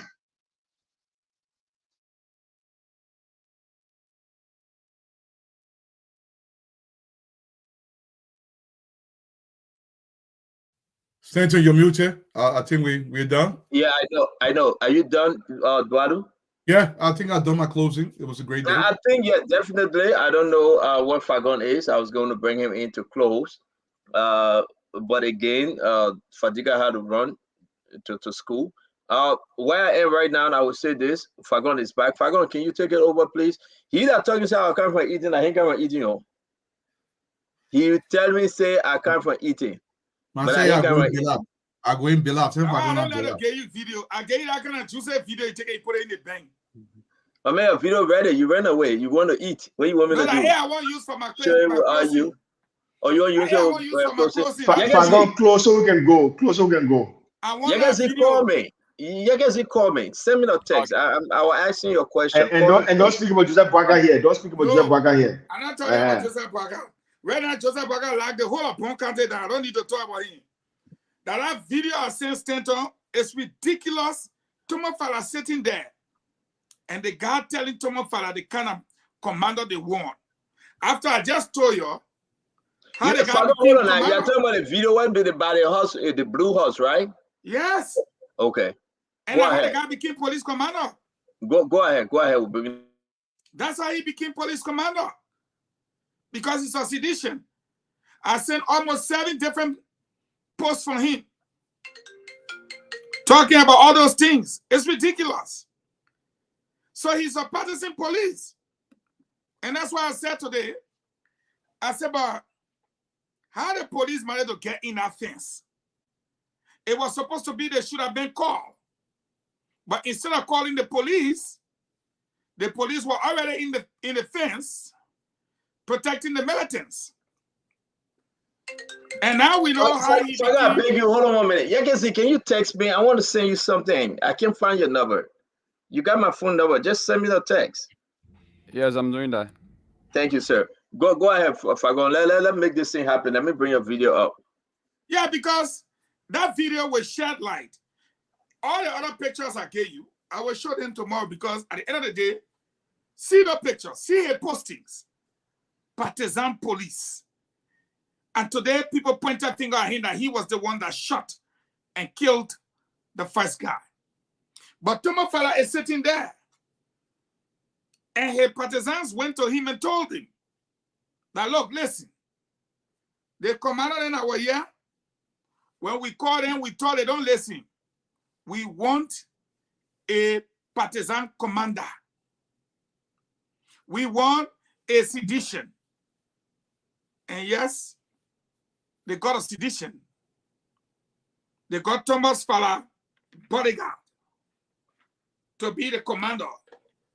The former driver for Escort 1 became the police commander because he was a sedition. Today, it is alleged that he shot and killed a protester and ordered his men to open fire with live ammunition on peaceful citizens whose day was today. That's why I don't like the kind of debate. Mr. President Thomas Fala, they had their own day before yesterday. Today was the people's day. Why? And easy, they had a fine, quiet day. Nobody bothered them. Somebody sent me one other video when you see them dancing. You never even see that kind of dance before. But today, hey, militants, what were they doing in that yard? Dwalu made a good point. Such huge assembly of people. What were they doing in Thomas Fala yard? And look at the distance from the intersection to the yard. Just stay there, let the people pass. Stay there, let them pass. But no, then you, the commander, look out and tell us you are going to MSFE where the people were supposed to be. And you pass them in front of the party headquarters. But you have gone to provide security for them. Well, how can they leave you behind? And according to you, quote, all of a sudden, when I came back, I saw them in Tomofalaya. No, you were with them. So if you were with them, there was no way that they would have gone in the yard. The distance too far from the main road. But then you say, all of a sudden, who's going to buy that? And you can't open fire on them because you were escort one driver who later became bodyguard to Thomas Fala, who then, as a result of the video that Stanton has in his possession, that Thomas Fala made them appoint you, the commander in FOIA, to protect his property. Are you getting it ready, Yakizi? Thank you. If it's ready, just put it up. Faga, I'm concerned two things here. Why Yakizi doing this, you know? Yakizi not used to the late night hour show, so we forgive him. Fagon, Thomas Fala, the issue here with Thomas Fala is so deep. It's so wide. It's concerning in that area now. What say you? You got Thomas Fala, Jefferson Koji, Moba Modu, Samora Wudo Kori, Sir Joseph, and all of them. They have made Lofa their home. Are you concerned? Is it shaking you tonight? That with this fear and intimidation, the people who gave Thomas Fala what he's asking for? Yeah, I think Thomas Fala has bitten more than he can chew. Lofa is a traditional area. Put politics aside. What he has asked for, he will get. Watch and see. In one of the videos, the men said they will respond. I don't know how. But Thomas Fala has bitten more than he can chew. And the people of Lofa will answer him. But why would Thomas Fala leave the district, sharing money? Delon State beat him. And now he's there thinking that he can go in the bush and convince our people and cause this kind of problem. Fagon, I'm still sticking to this with this Thomas Fala thing. I think it shouldn't only be Unity Party, though, Fagon. Am I right? No, but you see, whatever affects one party may not necessarily affect the other party, but in the general and broader context, if it has to do with electoral violence, then of course it affects every party. That shouldn't have been. Yeah, I can see you got a video ready? If you got to play it, almost, okay. Yeah, it's uploading. Fagon, while we're getting your video ready, let me say this to you real quick. It's very important. You left, right? And I'm concerned about the old document to this new FRR document. Folks are saying is that CDC Unity Party concern and their fight should be this thing they are giving them is fake. They have already done the back game. They have already operated and know how to settle that problem. They are saying Unity Party wouldn't be concerned that they are now receiving FRR. But what's the first record? The one that you brought about from June, you said June or April. That first document. Yeah, June, April 5th, between there. The one you brought about the 814. Why is the entire information of that record? Well, we don't know.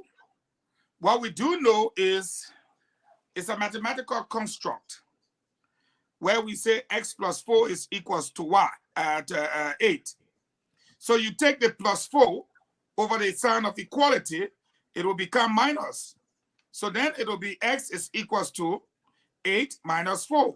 So x is 4. If we get the the FRR, it's easy because that's the final, FINAL, final registration rule. When you get that, you will know whether that 901 or that 891. You see the first thing? you will know how many precincts or polling places we got. I'm sorry, I think they say it's ready. Play it. You play it, Yakazi. Get them before the real. No, play that one, not this one. No, not that one. Get them before they realize we will sweep them over. And the thing that disturbed us here, to my disgrace and to the disgrace of many peace-loving people, we don't have a police commander that you can tell this man is denigrating government. We want to have him apprehended for saying or for insulting officials. You go there, they will tell you, say, we cannot do that. You go up and down, it will not be done. And when you go to the court is not you. They will gather you. They will disgrace you. So the arms and ammunition that we want people to supply us with, we want a police commander that is purely sedition, a deputy that is purely sedition, and officers that are sedition, so that when we talk as a team. And we want a court judge, the magistrate, and all the people, most of the people that are in that court, to be seditions to the court, so that they would interpret the law. When we say pro-poor, the laws are there ever since. But this government is in the interest of the poor people. Hold on. Are you kidding me? I told you, I shock you. Now, Thomas, for saying that, you had a man. When people denigrate government or government official, they go to the police say we can't do nothing now. Freedom of speech. So they want arms and ammunition. And the one they want is a police commander, a deputy. Everybody must be sedition. Yaka. From there, Thomas Fala took a bodyguard. Let me play one more time. I beg you. Can you say if the coordinate send it back to me, Yakazi, because I want us to put it on the page. It's concerning. Send it back to me and let's play it one more time. Thomas Fala is relaxed. And he took those people appeal. Get them before they realize we will sweep them over. And the thing that disturbed us here, to my disgrace and to the disgrace of many peace-loving people, we don't have a police commander that you can tell this man is denigrating government. We want to have him apprehended for saying or for insulting officials. You go there, they will tell you, say, we cannot do that. You go up and down, it will not be done.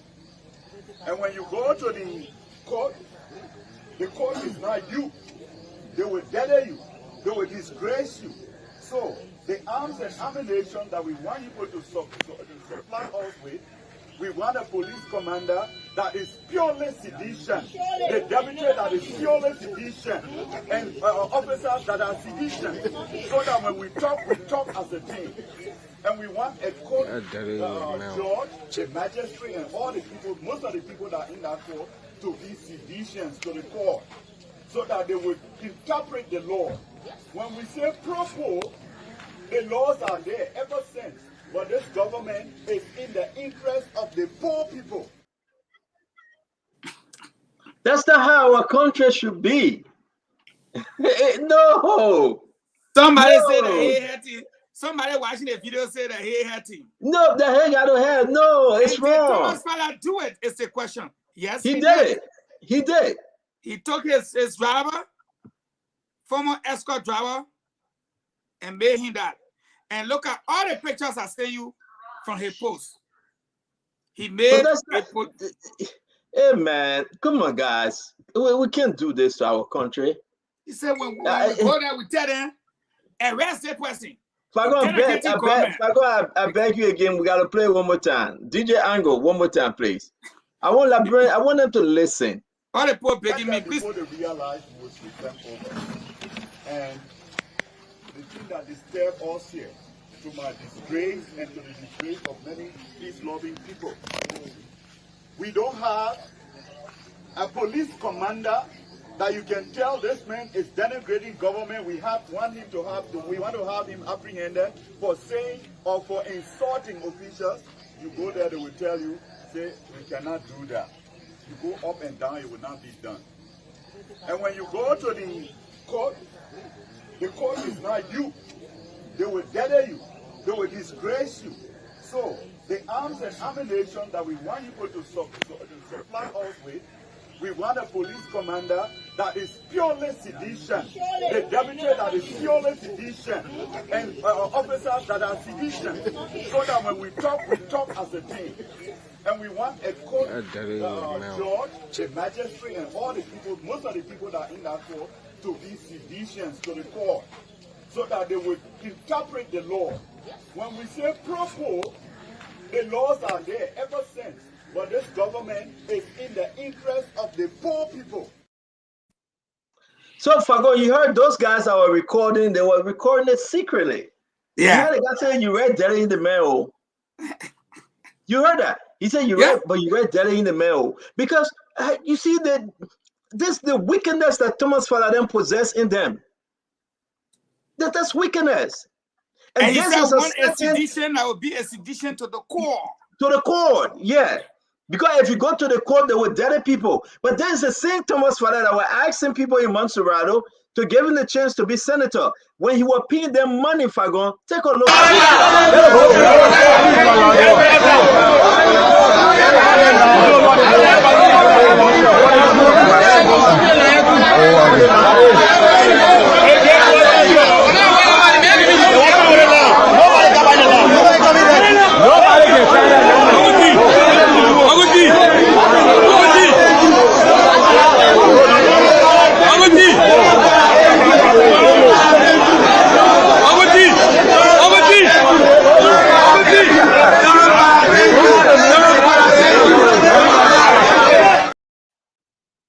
So that's when Thomas Father was ATM machine.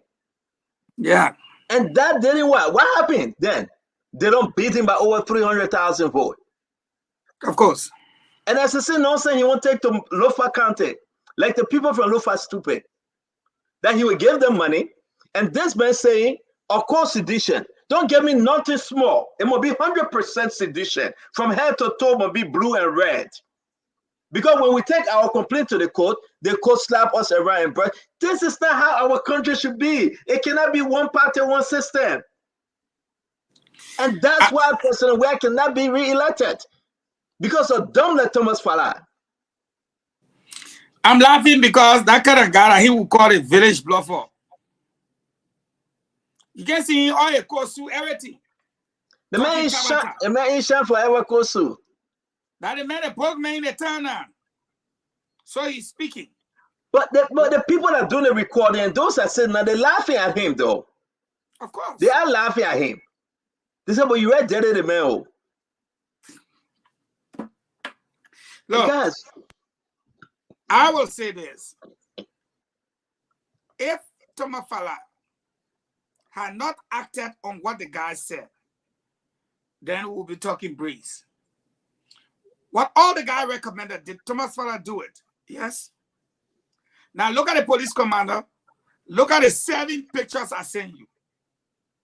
Him, Thomas Fala, prison, Thomas Fala, behind, Thomas Fala, calling Thomas Fala dead, calling Thomas Fala down. I would send all to the American people. So they can see. But how can you say Thomas Fala not part of this gang thing? Koji is part of it. They recruited these people, Fagon. Let's take our own time, Fagon, because I know you come from eating. I'm say I ate. We'll soon go. I eat. I'm hungry. All right, yeah, but you ate your bagel. But Fagon, how can you turn this around, right? Look at this CDC militant, right? Can you imagine this other video here coming on, and the man said this is the road leading to Tifa's resident. The police have barricaded the place already. The police have barricaded the place. Besa, is there something you want to tell us quickly? What's happening? Yes, it is very frustrating. Okay. To see. He's the police commander of Foya. As a police commander, I was with the Union Party trying to provide security for them for their program. Okay. From the MSF football field, where we expect them to be today. And I saw them even at their party headquarters, where I went there and I was with them. they never decided to do a march. All of a sudden, I saw them marching at that point, and they enter on the father yard. I think you can see from here, all the lepers are down. I came and saw them all the way in the yard, and that is how we managed to put this back. You think it will not explore? This back was put ablaze by them. Okay. As you can see. Okay. As you can see, it was put ablaze by them. It was set ablaze by them. Yeah, exactly. So please, I'm sorry for you. Okay. Thank you so much. What this guy needed to do, Fagon, right? All he needed to do, just to go ahead now and post CDC behind the Liberia National Police. Yeah, he should just go and post CDC behind it. Because if you listen to him and you listen to the other fool, my picking play one more time. Yeah, can see? I can see if I see I will play, I won't give you a time. And you listen to this other fool are looking for a pure sedition, that he called them. A pure sedition. He didn't want to say commander, he said deputy. We hope for a very free and fair election. This is Pandoni. No, the video that the guy called in. This is the road leading to Tifa's resident. The police have barricaded. The one that this is the road leading to Tifa's resident. The police have barricaded. Get them before they realize we will sweep them over. And the thing that disturbs us here, to my disgrace and to the disgrace of many peace-loving people, we don't have a police commander that you can tell this man is denigrating government. We want to have him apprehended for saying or for insulting officials. You go there, they will tell you, say, we cannot do that. You go up and down, it will not be done. And when you go to the court is not you. They will deter you. They will disgrace you.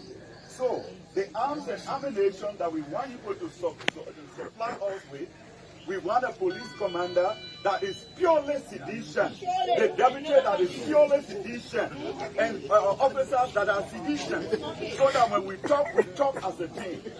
And we want a court judge, the magistrate, and all the people, most of the people that are in that court, to be seditions to the court, so that they would interpret the law. When we say pro-poor, the laws are there ever since. But this government is in the interest of the poor people. Somebody said Unity Party, and somebody said, but you think that here for it? If you listen to those people that are talking, Fagon, the people from Lofa say they are begging. They got to check on the family members, and we got to open the phone line. I think it will be better. They want to speak and make sure the family member they're okay. They want to speak kissy. Your turn out to work. Me, I gone.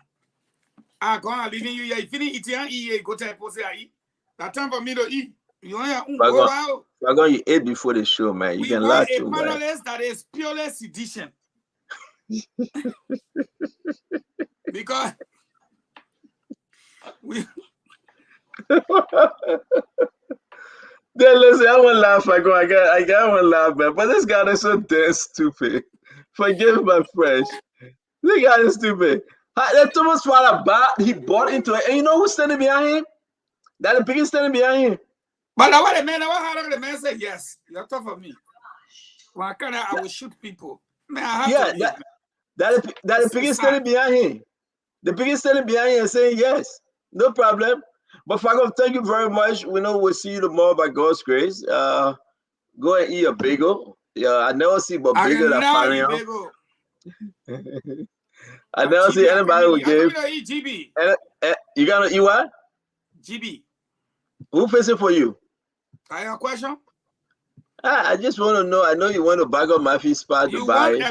You want a cook that is purely sedition, and the deputy house cleaner purely sedition to the core. To the no, not only purely sedition to the core. Look at Ikosu. You know what? Is that true, Fagon, before you leave, that Thomas Farah disappointed the president? He ate all the president campaign for in Lofa. And ran his own campaign. The president didn't sleep. The people complained. They didn't have it. Wow. There was no money for food, no cooking, no water, nothing. All the people he promised, he didn't get in nothing. They wore the t-shirt for nothing. But if that you will not eat it? Joe, when I win Lofa, where you want to waste your money? Well, I talk there, bye. Bye, man. All right, you can see is I think Nelson coming. Is he in there now? Not yet, not yet. Yeah, you can see we gotta do this together. That's what we do. The people gotta speak their dialect. They gotta speak to their family people. We will open the phone line. And that's the way it is. Folks, it's time for you to speak your dialect. Okay? With the 20 minutes we got left. Hello? What we doing? We're going to church.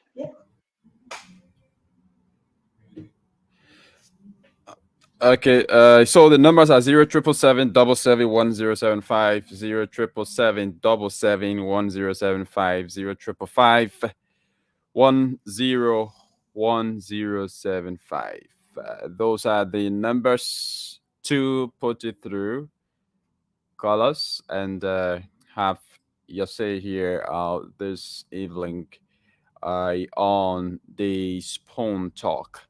So again, the numbers are 0777 1075, 0555 101075. Let's talk to this first caller. Hello, your name and where you join us from? Hello, Stato. Yeah, go ahead. He's listening to you. Yeah, Rebecca. Go ahead. Yeah, what I want to say here is this. Yeah, let me tell you something. There's someone parliament. The president went to Lofa, our own Eugene platform. He went over there. They gave him the money to go run campaign or whatever campaign money for CDC. They made the money. We are well informed. We the Lofians, we are well informed. Had the money. The president went there. He had to run away from there. Night. Can you imagine? He had to run away from there at night. From Zozo to Vonyama, he was supposed to stay in Foya for a day. The next day, he talked to the people, he speak to the people, and then go to Vonyama and sleep there before he can go. But he ran there before Saturday night to go back to Monrovia because he was angry. Because the time people told him, say, my man, he didn't do nothing for Lofa. The time you won the election, you said that because Lofians did not vote for you, so you're not going to do anything for them. You are not doing anything for us. What are you doing here now? Thank you. So you say, I'll get money to this guy for the church business. He didn't receive anything. They may have to run away from there. I just continue. But that particular police guard that did the shooting, we know he personally, he pictures everything we have. We could have communicated with his family, everything. So you go join our man to go start shooting our people and get killing there. You might just be, if you're not arresting, let you just be running and go to Guinea, from Guinea. Okay. We wouldn't, solicit threats here on the show. Let's talk to this person. Hello, your name and where you join us from? Good evening. I will start on visit to the people of Liberia. My name is John Jr. to call you from Carwell Tracker. Thank you very much. Can I ever have permission to see my dad to my people in Lofa that day? You can go ahead. Thank you so much. But please, hello, please. No insults, no threats, please, because I don't understand the dollars there in Lofa, so I don't know what you be saying. Yeah. And we are calling our people to remain calm and remain peaceful so we can take them from power. You know, to take somebody from in power, when they are already there, they know what happening wrongly. So we'll try to take from in power. So we have to tell our people in our data. Go ahead. Thank you. When the next year, Lofa Kate and we mentioned you call Nazira Tanu, Rosida. You go to my father, Jowiani. Ada pos na televisi pori se ada pos na so pakai next president ga vini gama ala pila gawela ya la pila ko ko lo fa ame wutu ba ala vini gama so we also ti mo se va ala pila pakai da la we la too much la biave so ani ada lo manu ani alo pakate ya we mini so we have this place leader Zima ada pos na Joseph Bakama ada pos na Joseph Bakama I will join. I will let the package out of it. Put the package out of the also. Thank you. Thank you. Thank you very much. Let's talk to another person here. Hello, your name and where you join us from. Yeah, I'm Pius and just calling from Shara. Pius, let's hear you. Yes, it's so sorry and frustrating on the video for me. I listened to the form on the Thomas Farah issue. It really set in my eye as a Liberian. And this is how they want for Liberia to be wrong on one way and on one belief. So it's time to really get rid of this CDC government and let's see new government come into place. Okay. Thank you. Thank you very much. Let's talk to this person. Hello. Hello, let's hear you. Yeah, my name is Somali. My girl was going home. She not think it to be job. I saw the CDC stabbed, and they were in the so she not think it to be job to sit and wait for Americans. Yeah, we're begging you, please. So we have money to travel, so she not think it to be job. That's very serious on it. The day started on the way. You get talk what they ever said. We sit and we were looking. You see where we're going. That's what I'm gonna say. Okay. Thank you very much. Thank you for your contribution. Let's talk to another person here. Good evening. Your name and where you join us from. You want to walk away from your radio or lower the volume? Yeah, my name is Walker Patrick. I'm calling from Brazil. Okay, let's hear you, Walker. That be calling a law that say they must join two seditions as police officer and blah blah blah blah blah. That a law can impact the government from 2017 to now. All the things that are going on. CDC is 100% aware of it, and that person that made that statement. He is the newest global leader of the Republic of Liberia. Thank you. Thank you. Hello, your name and where you join us from? Yeah, good evening. My name is Emmanuel P. Topa. I'm calling you from District Afo, Bonasfa FVA community. Emmanuel Topa, let's hear you. Quickly, we want to say we condemn whatsoever thing that would be in the form of violence in Liberia, and particularly speaking to the people of Lofa County. I will speak on that, but it will be very unique, honestly. Go ahead. I'm wake up again, nuclear, a good talk, na kwange meka upo, and now only nuta hapana again. Ruota you rabu again, kutara kuki wunga, kukanika kukutoraba, who election the who lost a cookie hammer, I guess not about cookie. So can name a bill. Thank you. Thank you very much. Let's talk to this person. Hello. Your name and where you join us from? My name is Mamu Kiao, and I'm calling from Bangalore community. Kiao, let's hear you. Yeah, what happened in Lofa today, I strongly condemn this. Okay. And I want to tell the police they should look into it. Anybody that doing the investigation, they should not do it at the angle of society. The person that is involved, that brought these things, they should bring that person to book. It can be party X or party Y. We're very bad. If that continues, our things that have been built is going to be broken down by government. That's what I'm trying to say. Thank you. Thank you. Thank you very much. Let's talk to this other person. Hello. Yeah, how you doing? This is Sinclair Brown. Call from Okay, let's hear you. What have you to say about all of the discussions that have been held here? Yeah, I personally, my attention is being drawn to the final restriction rule, the FRR. Okay. You see, that FRR is so important in the election. If you don't have the FRR, you won't identify anybody coming to cast their vote. It's the FRR that got you, even people who work at for NEC at a polling center, because you have someone identifying people images within that FRR voter ID number. So if now National Election Commission have not released that FRR to various political parties, how do you expect us to have the election? And with the 14 that have been given to United Party, let's say for 14 counties, why Montserrat County have not been given? So that's an issue. If you say the 800 and some more thousand that in Montserrat, after getting rid of duplicate restrictions, the number is to drop. But instead of that, the number has increased to 900 and some more thousand. So with that, that's an issue. Thank you. Let's talk to another person. Hello. Yes, hello. Your name and where you join us from? I'm calling from Jersey. Okay, let's hear you.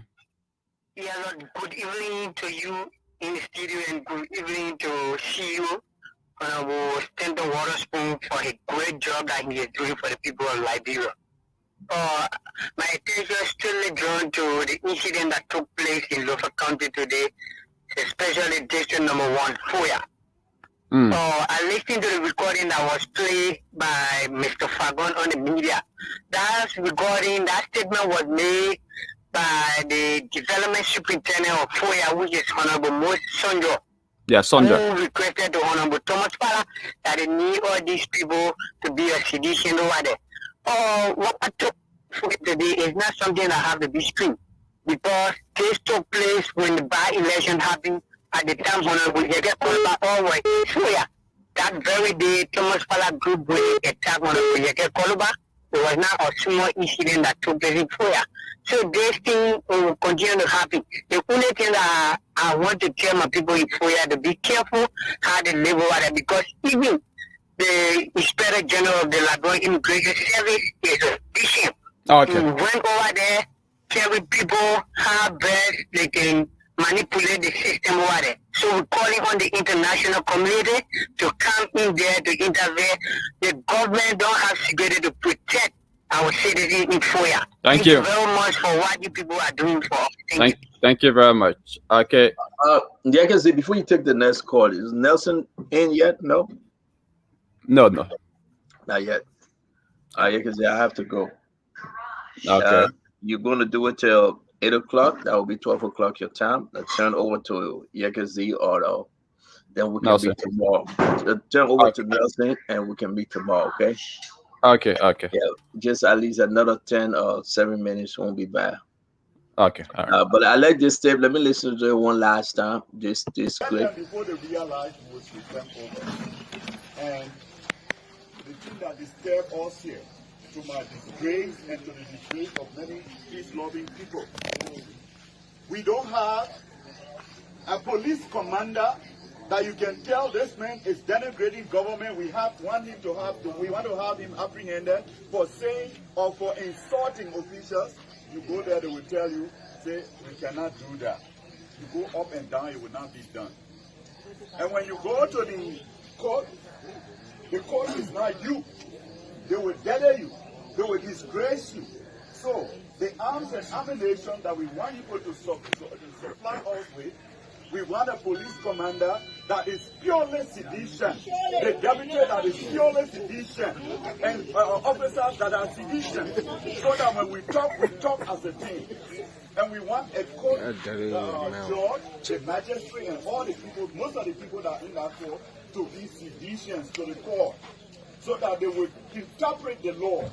When we say pro-poor, the laws are there ever since. But this government is in the interest of the poor people. So that's it. I mean, Yekazi, the folks know exactly these guys' intentions, know exactly where they are heading to. And I think because of today's Thomas Fowler, losing that district in Lofa, I hope the people from Lofa can understand. Thomas Fowler is in it for himself. He's in it for his university. He's in it for the money he's making. He's not in it for Liberians or Lofian. He used, abused, and rejected District Number 5 in Montserrat County. And there he goes, running in Lofa and say, I'm a Lofa guy. The people vote me in. So this is concerning. People died today. Yesterday, according to Liberia time, probably. Or we got 9 more minutes. So today, people died. Yekazi. Yeah. How many more people going to die? How many more will die before we get to October 10? International community backing for the peaceful election. George Manda, we are doing everything. He continue to steal. Take 17.5 million from Asida Vital. Take $9 million from Western Cluster. All this money, these are concerning. So we'll continue on the issue. We're discussing. George Weah, Thomas Fowler, Jefferson Koji, they have failed the Liberian people. Samara Wodo Kori, Sir Joseph, they all failed the Liberian people. So we'll wait for them to speak. We'll wait for personal. He won't say anything. Lofa people will not vote for President Weah. Monserrato will not vote for President Weah. Nima Kante will reject him. Bon Kante will reject him, that fool. Because President Weah, Edwin Snow, Maurice Tuma, they all stole the people money from the Western Cluster, Cape Man, Bombing, and Buffalo. Guess what happened? They will reject him. So what are you going to give President Weah and say, yeah, you will win? He got no way of winning. Every day, the president and his associate, those folks that follow him, every day they make the same dumb mistakes. Every single day. They are not understanding that Liberia deserves better. Probably they do, but they will enrich themselves. So, Liberians, please understand. October 10th is around the corner. We'll see you tomorrow. We'll beg you again. We'll talk to you. Vote for a better Liberia. But George Weah, even the American, when he came to the United States, they told him, they said, why you decide to sell Solway? They told him, they said, you made a mistake. You illegally took money from Asada Mita for Solway. You illegally took money from HPX. You illegally took money from Western Cluster. And the devil person we are, and we're going to show you guys those information tomorrow. Buema or Solway? Buema. On new to Burma, President Weah hijacked Solway for money, and he took money from Western Cluster. We'll show you the document tomorrow. Let God bless us, man. You guys say have a good night, yeah? I think that's okay. You got to go home. Just go home, and we'll continue when Nelson come on. Thank you, folks. Okay. Yeah. All right, so folks, that's it. Thanks for your listening role. Thanks for your watching role. Join the team tomorrow. When we hope to bring you another edition of the Spoon Talk. My name is Yekezi Zobel, but don't go away. Keep on listening to Spoon, and for those of you watching, keep on watching because the late night politics is coming on with my colleague Nelson Kole. Bye-bye from my end.